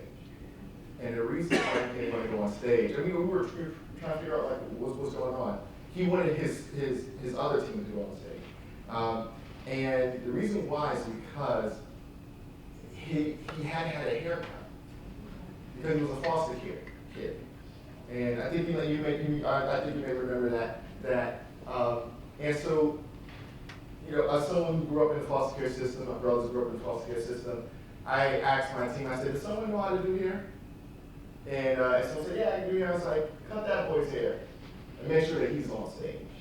And I think that for me, when I look at where technology, the reason why the tech booms failed several times, it was because when they were doing the pets.com, when they were doing all these different websites, back when it was e-commerce, that what they didn't think about was providing products and services to those who didn't share their own zip codes. They did not develop, and it's a lean startup methodology, they did not develop their own customer base. And that was the problem. There weren't enough people who could buy the products. And so I think that it's very similar to hip hop, who was created by low opportunity youth in Bronx, that you create something and then we become some of the first customers. You know, we validate it, in terms of poor kids. And that is how you create middle class, black and brown folk. By first, producing something that has a buy-in with all of us. Probably all your ideas seem that they can go together in the sense that all of these angles, but you still have to bring people to a place of understanding what the real game is about. That's right. And then how you play that game instead of get outplayed, which I hear through all of you. That's right. And so, before we open up to the group, there is this element which you guys seem to know really well, but I'm not sure if everybody gets that. How is it that something that some people think of as neutral, like coding, could be racist? Like there's a way in which, and the way Klein, you describe someone being afraid to go to a neighborhood. And when we think about racial literacy, we are thinking on research that's around not race relations, but racial threat. And that the reason that Tamir Rice could be shot in 6 seconds is because the dude in the car was already thinking of him as a monster. Yes. Right? So his threat system was up high before the car came even into the scene. Yes. So how, though, does coding become racist in a sense? Because of the personality or the lack of knowledge or the bias of the coder. So I unfortunately did not start out in education. Sometimes I wish I had. I started out in technology. I got into technology literally by accident. I had been in the Marine Corps for 4 years, learned that you could re-enlist in the military but didn't have to re-enlist in the same branch. Decided to re-enlist in the Air Force and just wanted to pick an easy job. And I figured I just spent 4 years in the Marines, I don't want to do any of that again. And I saw a group of guys as a recruiter was showing me the different jobs that they were honestly out of shape. I was like, hey, do they spend a lot of time outdoors? She said, no, they don't do that. I said, okay, I want that job. The job was computer network cryptographic switching systems. So that's how I got into technology. That's what I did for the Air Force. So as a software developer, as a programmer, one of the things I quickly learned was the programs that you're writing, the code that you're writing, it's going to reflect your views, your understanding of the world, and your biases. I could look at one of my developers' code, and I could tell who wrote what based on the way their code was structured, the way their code looked. If I'm writing an algorithm to determine who gets granted bail and who doesn't, that algorithm is going to reflect the biases that I bring into it, because that algorithm is going to have to assess things like risk and things like that. So if I believe, for whatever reason, whether it's implicitly or overtly, that one group of people is a higher risk than another group of people, then that algorithm is going to reflect that. You know, sometimes we see software and computer programs as neutral, but it's only as neutral as the person who wrote it, which means it's not neutral at all. It's not neutral. And to kind of pick up on that point, the way these algorithms are written is that they'll look at what happened, they'll look for patterns in the past to predict what's going to happen in the future in terms of predictive models, as you described. And if you're a if you're a software engineer who really believes that the criminal justice system is fair, then you're going to use past decisions made within the criminal justice system in which convictions are predominantly black men, for example, and you're not going to question that. You're just going to use that training data. The statistical model that you'll produce will show that determination. Whereas if you're thinking in a racially literate type of product development environment, you're going to have people on those teams who cognitively know that the exonerated 5 did not rape that woman in Central Park. They were just 5 kids in a park who cognitively know that Trayvon Martin just had skills. He wasn't dangerous. And then going to have, it's not just being on a team and saying to stop it, but to actually empower those black and brown people so that they can stop the programs. Because often what happens, and this happened to me when I was working in tech, yeah, I was a black woman at a tech company, but there was only me. I just wanted to get to the end of the day. I didn't care about those white people and making them feel comfortable. You know, like I just was I would not have been an advocate in that type of space because I was under so much other social pressure. So the way that these technologies become, literally the way that they become racist is that they have poor or bad inputs. And then going back to this idea of weighting, too, you are going to weight something differently if you have a social justice, racial justice leaning than if you don't. And the majority, when we did, I published this report, Racial Literacy in Tech, in May, and we were speaking to 25 VP or above software engineers within Silicon Valley, and a series of interviews. And in the questionnaire, one of our questions was, how do you talk to your teams about race? And what we got back was that they didn't. This was technology, it really didn't matter. And these were people that were creating bail instruments in some cases. These were people that were creating technologies that help identify immigrants for ICE. These were people, so if you're not thinking about race, you're also not thinking about how to deconstruct racism.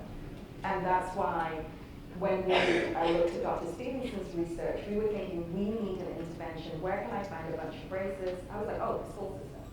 Let me go and see what they're doing in that literature. And lo and behold, people that are working in education at the graduate level and the research level had been thinking really deeply, about this. And you were one of the people that we looked at and that we liked because we needed that. We need those same skills. We're just applying them to different children. I was, my children were in their 40s and coders, but your children might be 8. Yeah, I remember going there and I was like, I felt like a fish out of water because data society, I've never, I didn't know where to start. But you helped me through that, I appreciate it. But it was standing room only, and he was speaking to a bunch of technical people because they just don't know how to think about race, and then they're creating these racist technologies. Yeah. I think it surprised me when I saw someone that's like going back 20, 30, 40 years, where even finding your voice to speak up for yourself as a woman was a very scary thing. And it just seemed evident in even asking questions. So other people, we want to give you a chance to, I could hog all the time, but there must be some questions out there. And I think we have some young people as well. But we need to get you near a mic so that people can hear you. Paris? Yeah, I'll speak loud. Okay, good. I have a question for all 3 of you. Are there people who are writing software to hack other software to uncover implicit racial bias and get that out there to counteract it? And if not, how do we teach I don't think you don't necessarily need to hack the software to uncover the implicit bias. You can just look at, like, you can actually look at what the results of the software is, and then from analyzing the results of the software, which people do. There are people who will study.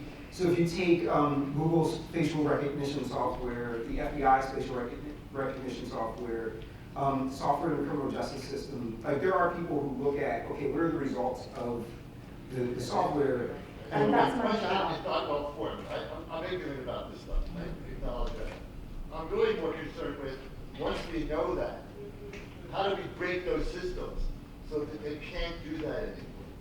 Okay, Right. well, that makes it illegal. Okay, I'm going to go back to your point.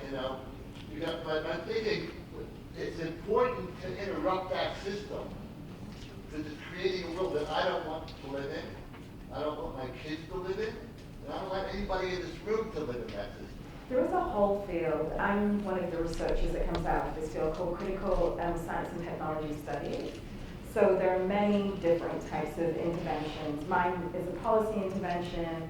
You also have people that are embedded in tech companies. They're now ethics officers that are springing up. So we can definitely speak about that afterwards. But there is a huge growing field of people that are just doing that work. So there's a lot of conferences that I can that we have. One of them is called Hope. I know it's cheesy. It's real cheesy. But we came up with the word hope. And I remember we were having this conference, and then we got swarmed by the alt-right. And so there's a growing alt-right hacker community. And so the cyber code war isn't just between nations, it's also within the hacker community. Anonymous, people think it's just one organization, we're all spread out. And they are all spread out. And so a friend of mine, Joanna Schroeder, she's working on a book, but she came out on CNN, I think last week, wherein her kids, through interacting online, she's a white mother, her sons are white, that they're being groomed by the alt-right online. And so when she's having a conversation with her kids, and her son says, "Oh, Mom, you sound triggered." And she goes, "Wait, where'd you get that word? Triggered, right?" And so, so they have a whole lexicon of words that they're learning online. And that's because the alt-right are actively recruiting.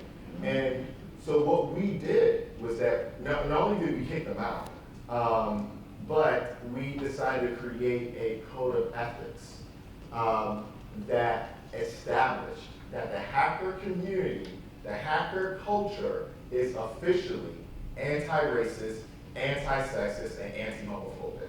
That's how you act. Thank you. Question right here. Yeah, I got to be a computer programmer when I was 37 years old. Back at COBOL and JCL. Oh, yeah. How does somebody, not that age, but older, get involved? If they've been working a dead-end job that they have the intelligence. How does somebody start? Where can somebody start to go to do that now? So there are actually a combination of, now there are a ton of free resources. So like if you go online, you have like online, Coursera and edX and all these different online programs where you can take a lot of the same college courses, but for free online that you would take if you went to school for computer science or something like that, like if you needed to brush up, or even if you needed to start fresh. Well, I'm retired. I'm saying you, but for anyone. So for your son who's 40 years old, he could go and take those. Like, so I'm a big advocate of building those foundations. There are a lot of coding boot camps out, and having hired developers from coding boot camps, I found a lot of issues with fundamentals, like understanding algorithm design and data structures and things like that. So even if you know, your son decided to do that, I would still recommend taking some of the fundamental courses so he had that foundation when he went into the Also, MIT has just launched this project called The Future of Aging, which speaks about people having third and fourth careers because we're living longer. And I would recommend going to that website because I'm sure that question has been asked. Yeah, man, wow, that's cool. What is it? Future of Aging, and it's MIT Media Lab. And I know the professors running that lab, so I can probably. When I first started WizKid, Computer Services, DD, I was on marketing, I put it on flyers, so it was DD. When I was 16, one of the reasons why my business model worked was because this is before Genius Bar and before retailers started fixing computers. You had to go take your heavy desktop to an IT person downtown. The IT person usually didn't look like you, and they charged anywhere between $75 to $90. What I did was that I said, I will come to your home and work on your computer for $50 an hour. And my biggest customers were senior citizen homes, where I came in, worked on their computers, and I billed them for an hour or 2 hours. Every time you got an AOL CD, it was cha-ching for me, because I was going to jack your computer up. And so I came to their homes, I worked on their computers, and they would share the most amazing stories with me that helped build who I am in terms of my character. That lesson is what I brought to the Hidden Genius Project, African-American youth-focused program in Oakland that I founded with a bunch of friends of mine, that there is an organization called the Brotherhood of Elders, right? And the Brotherhood of Elders, they're not familiar with computer technology or anything, but one of the things that they did when we connected them to Hidden Genius and we made this intergenerational connection was that they had some of our young men make a presentation, right? And these young men will make a presentation before the Brotherhood of Elders of how they're using technology to change the world, criminal justice and that sort of thing. And these gentlemen got scholarships. They said, you know, man, you need a laptop. We're going to pull in our resources to get you a laptop. We want you to present at this place and that place. And so they encouraged and loved these young men. That reinforces them a whole lot more than just skills. And I think that is what we can offer to our young people, what those who are senior in age, who are wise, and they have the knowledge and experiences that they can impart to the next generation. And one of the things I also tell the kids is, when you're talking about technology, make it plain. You know, don't go into this thing where that the person feels ashamed talking to you, like they feel illiterate. And I think that's one of the things that come out of some of our board meetings is that people come to me and say, Qeyno, when you talk about technology, you don't make me feel less than. And I think that is the communication that needs to happen between generations. I want to just say, when you talked to us about one day in the board meeting before Congress, you started breaking down the difference between a toy and a tool, and we were all, we were staring in awe of how clear that was as a way to just understand. It's beautiful. Anyway, before Sean has a question, are there any young people out here that have a burning question that we want to make sure we get to a chance to speak? Anyone have Sean? Oh, is one over here? Oh, okay. Can I ask a question? Hi.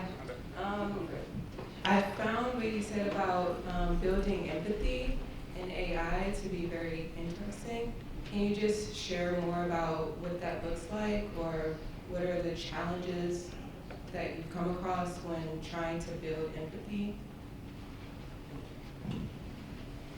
So the whole empathy model is something that's been really investigated, especially in Japan, where they're building robotics to keep in line with AI. And one of the things that they're seeing is that AI robots who are working with kids, when kids see them, the AI robots are programmed to respond in a certain way. And then they ask the kids, so would you want this person to be your babysitter? And they go, no. And they're like, why? It's like, because they can't do this, and they hug each other, right? And that's where they realize that because they've built AI so much around threat models, that building them around empathy models is the greatest interest. Unfortunately, that's Japan, and those are other countries. And here in the United States, we focus on our security, so we prioritize that. And so it's just really a question of algorithms that decide what to do with data and how to apply that data, and exactly what do you prioritize. And so if you're prioritizing life, for example, then you don't create scenarios where death is possible, and so you try to avoid it. And those are some ways that you can create an empathy model that can be plugged into technology. Hope that. Thank you. Young man. Yes. Hi, how are you? Okay. Good evening, everyone. First of all, thank you. I'd like to clone each one of you and put you in my pocket and take out the multiple audiences. So my question is really about the intersection of conversations. Because in the past month, I've been to a conference on cultural proficiency, a conference on trauma, a conference on, of course, academic proficiency, youth voice, and my work is around SEL, which is why I'm so excited to hear you talk about this whole other way of thinking about empathy. So my question is, how do you engage with all of those audiences? Because I'm not hearing your brilliant line of thinking in any of those conversations, but yet what you're talking about encapsulates all of them. So who are you intersecting with? And then where at colleges of education are you having an impact? Because you began by saying that the system right now is not designed for what you're offering. So is the alternative to blow up the system? Is the alternative to charge charter schools to do things differently in your realm? So your interaction with universities, and who are you talking to?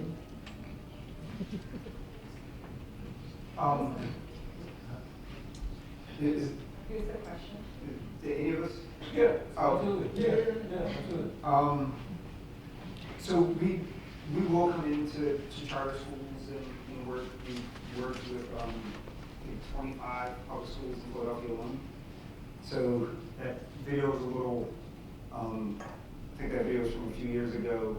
In Philadelphia, we're teaching between 500 and 550 kids a week. So the reason we go into schools the way that we do, and the reason we've been able to work with the school district to, in a lot of cases, plug into the school day is because the school district, as it is right now, wasn't prepared to actually deliver some of these things. And one of the reasons, so when I still managed software developers, I would tell a new developer, you should be learning something new every 6 to 9 months. And that's not to get ahead, but that's to remain employable. The average public school teacher can't move at that rate. So as technology is changing, you end up with a situation where that public school teacher's skills quickly become outdated.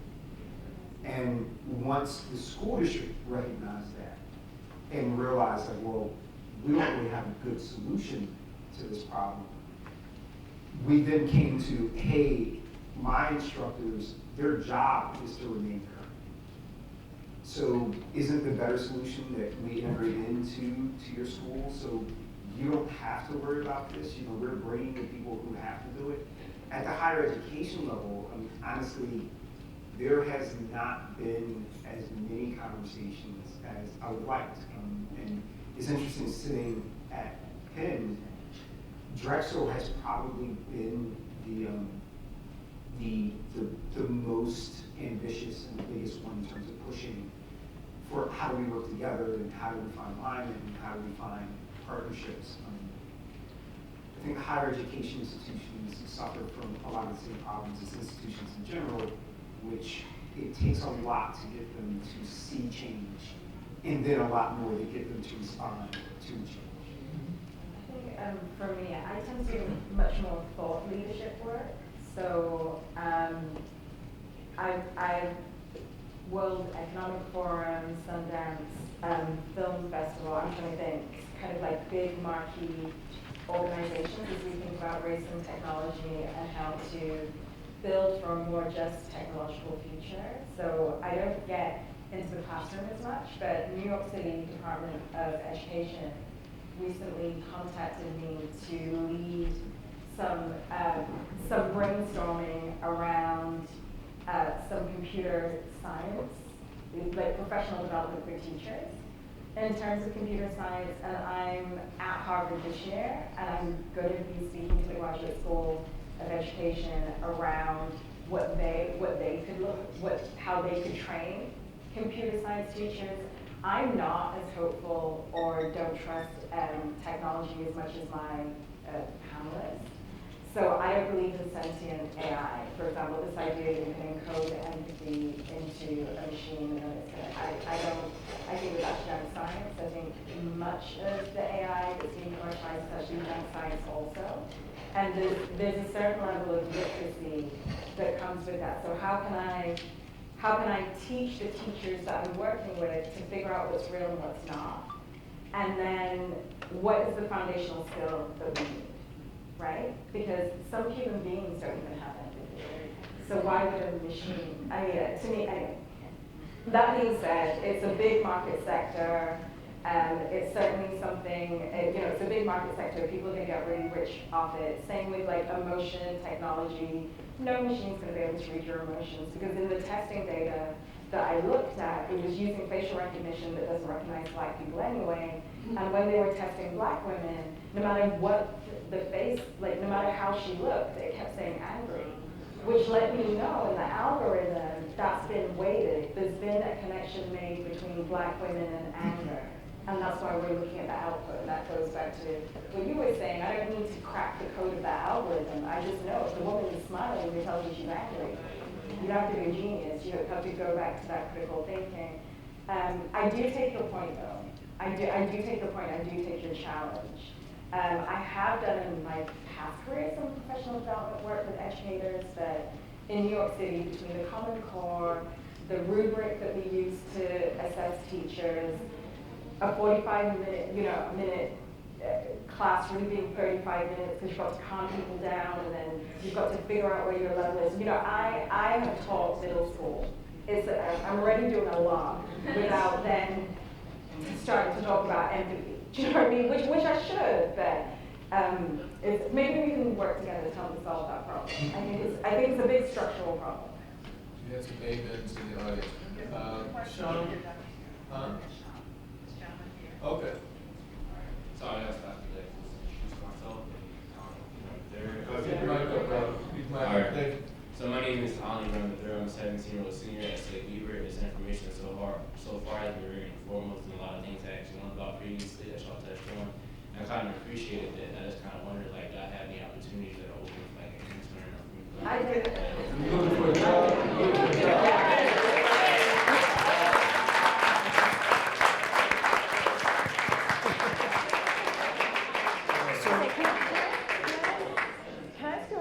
So I'm trying to do a project with AI social justice and hip hop. And I'm looking for people younger than me because I don't want to do all that work. So, and you'll get paid too. I haven't been paid. So you want to hold the mic up a little closer? I want to say yes. I have 2 SLA Beaver interns now. Also, my 16-year-old is a junior at SLA Beaver. So actually, Dr. Stevenson's nephew started out as an intern in high school and works for me now. And built nice websites too. He built our website too. He learned from the best. So I think, yeah, I mean, like, if you talk to any of us, there are more than enough opportunities for you. All right, You thank guys do it. Okay, so here, Sham, and then Steve, and then we have to get to City Love. We gotta break it up. All right. Next. Hi, my name is Krista Marr. I'm a data scientist at Jefferson. Not to be that person who makes a comment first, but this weekend, if anyone is interested, there's a health hackathon at Jefferson. One of the tracks is about reducing health disparities in Philadelphia. So if anyone's interested in that, talk to me afterwards. You don't have to know how to code to participate. And second, I'd like to ask Mutale more about your work, particularly as a census nerd, someone who's also interested in criminal justice and disinformation. I wanted to hear more about that work, as you might not guess I know data, but thank you. What I'm looking at, so Dana Bourne is, she started Data and Society. She's a principal researcher at Microsoft Research, and she's really working heavily with the Census Bureau. I'm really interested in whether, and there's an algorithm that they want to use to increase privacy, because we're now going to be taking the census online. And the principal question I'm asking is, will the use of that algorithm lead to the Black racial category being depressed in the aggregate, which is a really academic, boring, nerdy way of saying, on the individual level, so much of the way we think about privacy is about our individual privacy, and that's quite frankly quite a white framing of how white people move through society. Black people have to roll deep because people are always coming to us. Yeah. So in my coming to the question, and this goes back to having different types of people in data science, I'm bringing my cultural lens that says, wait, hang on. If we have this algorithm that makes the data less accurate in the interest of individual privacy, and I'm part of a statistical minority, I'm part of 13% of the population, when they get to the block level, and I'm looking for a congressperson, or I need health funding, or I need individual funding, and the algorithm comes back and says there are no Black people there because we're a statistical minority, what is the civil rights implication about that? What do I tell my community? What church am I going to? What group, what AKA, what links, what whoever, like the Black people, where am I going to find them to tell them? And then how do we use our collective power to push back? Now the Census Bureau are releasing a 2010 model, which was supposed to be out at the end of September. It's not out yet. And I'm actually leading a meeting at Harvard on Saturday, and this is one of the questions that we'll ask. And thinking about how do we think about rapid response, and then what do we go back and tell our communities? Because when I worked in the census in 2010, I beg your pardon, everybody was talking about fill it in, fill it in, fill it in. But should we? Do we really trust the Census Bureau that use that information for Japanese internment? Do they have a good track record when it comes to civil rights of Black people? So there's some folks from the Census Bureau coming, and then some other folks, back to the first question about who's looking at these questions.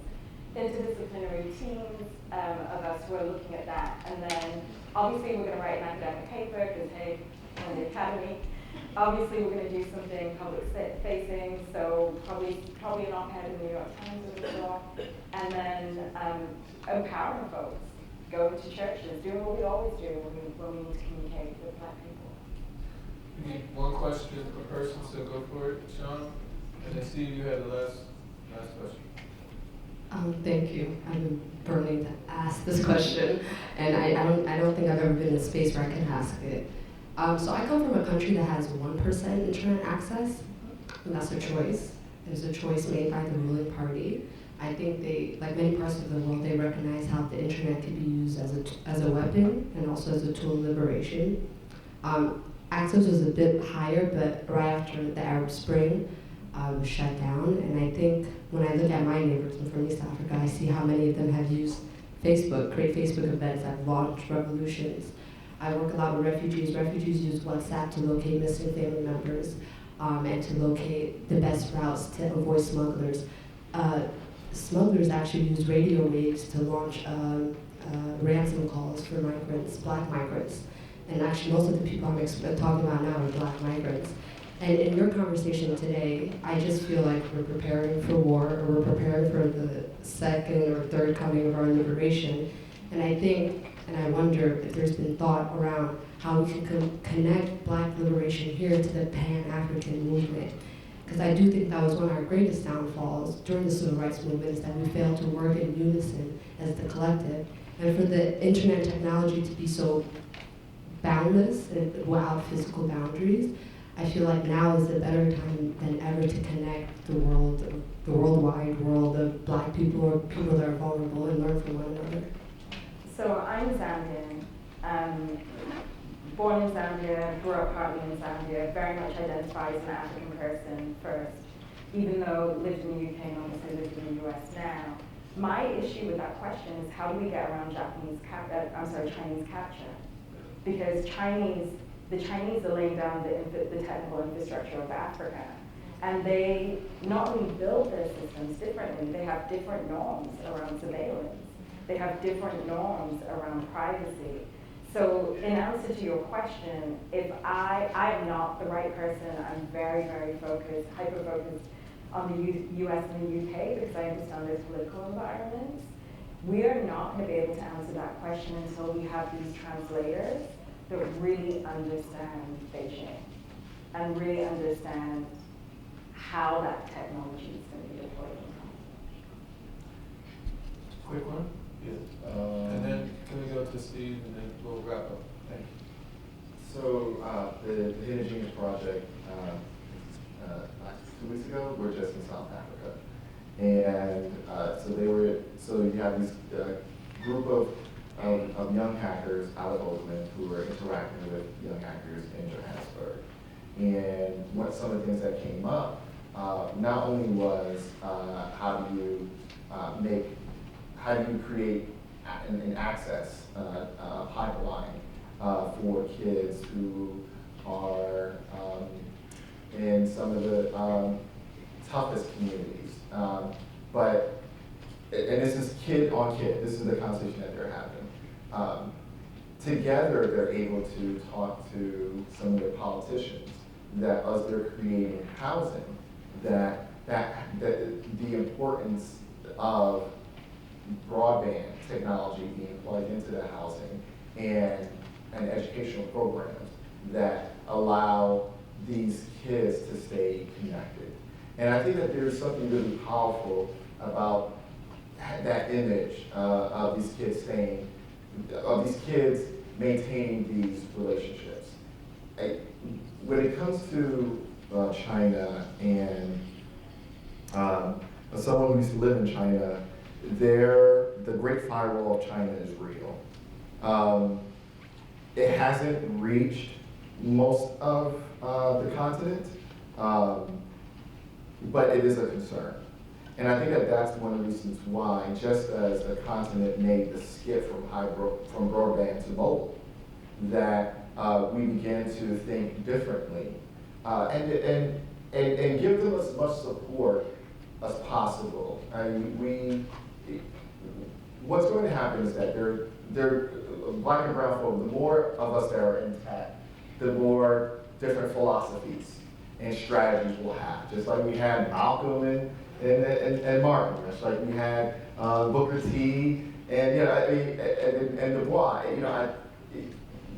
But the most important thing is that we all, at the end of the day, that we are united in struggle, right? That we know that the Harlem Renaissance cannot happen unless Langston Hughes and Countee Cullen and Madam C.J. Walker and several others were able to work together across classes, across philosophies to create this Renaissance. And I think that in order to create this global diaspora Renaissance, it comes all of us being as inclusive as possible within our communities so that we can close that divide that exists that we didn't create.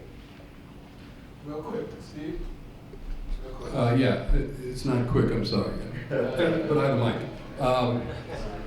First of all, I want to thank you all for coming in and really kind of giving us this peek into the future. And I get so excited when I start to think about the future and all the possibilities and what that means for our young folks. One of the things I hear you saying is in terms of our human capital, that we really can't afford to waste any human capital, and especially when you consider countries like China and India. Each of those countries have more honor students than we have students, right? So that's one of the things that we're up against. And going back to looking at the census, we are about to have the largest, I guess, group of people retiring. Baby boomers are currently retiring right now.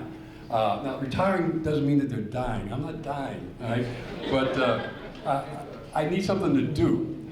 Have you thought about reaching out to those baby boomers, those retired folks who now have a little bit more time on their hands and also would like to still participate in things that are happening in the future and learn some of these technical skills? With their background and their knowledge base, there's a lot that they can contribute, I think, once they have that. That's one. The other piece is I've been fortunate to work with a company in Australia. And our focus has been on virtual reality.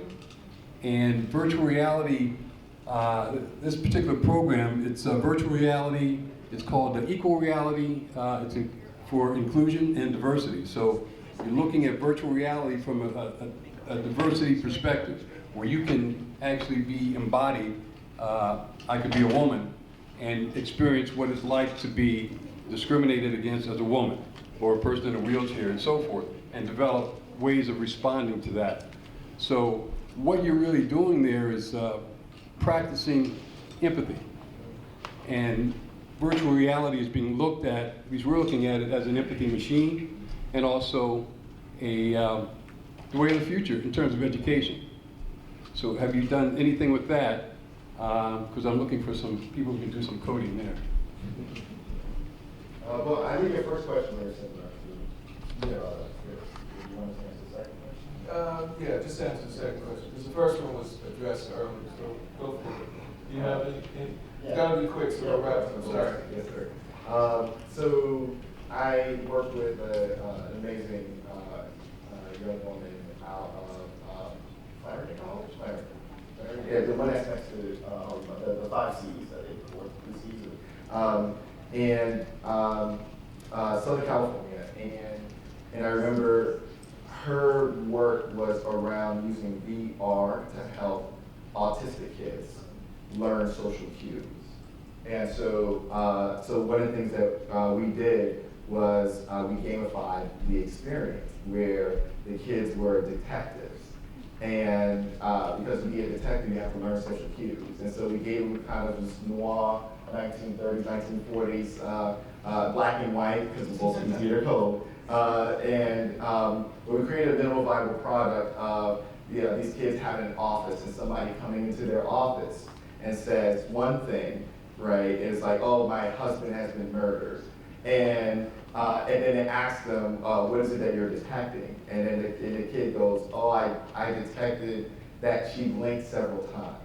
I detected that she keeps moving her hands. And those sort of things are helping for the kids who we tested, helping them be able to connect in a way where they're able to test and experience without feeling marginalized or criticized, because they can't do that sometimes with us, because we'll just push them away and say, oh, you're weird, this is creepy, it's strange. And so that's an example of VR helping to build empathy.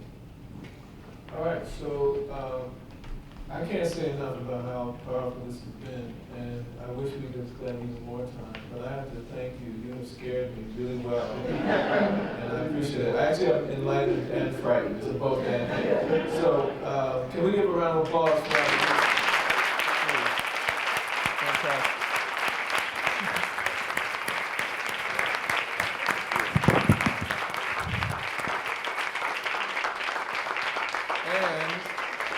before we end, I want to give Dr. Clayton a chance to say something.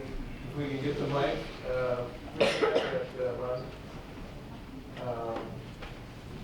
So, you have any thoughts, reactions? There we go.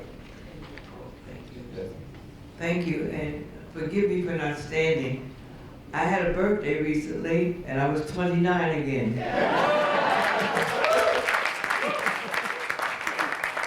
However, I forgot to tell my arthritic knees that I was 29. But I must say, this group, you were more than outstanding. Weren't they fantastic? We are honored to have you, and I'm honored to have the privilege of working with my colleague here, Dr. Stevenson. It's a blessing to have you. And to all of you who have been coming here for 21 years, thank you for the honor. Absolutely. Thank you.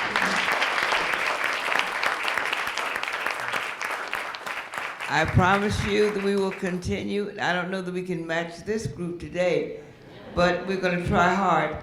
We were in the vanguard in terms of presenting an outstanding early childhood program, a program on engineering, presented by an African-American woman engineer. So that was a first for Penn and the rest of the groups too. So we'll see you next year? Yes? All right. Thank you. Okay, so City Love has agreed to play for us at the reception that's happening, and I can't leave before thanking the people who helped pull this together. First of all, the person whose blood, sweat, tears, and more blood comes from Rhonda Williams.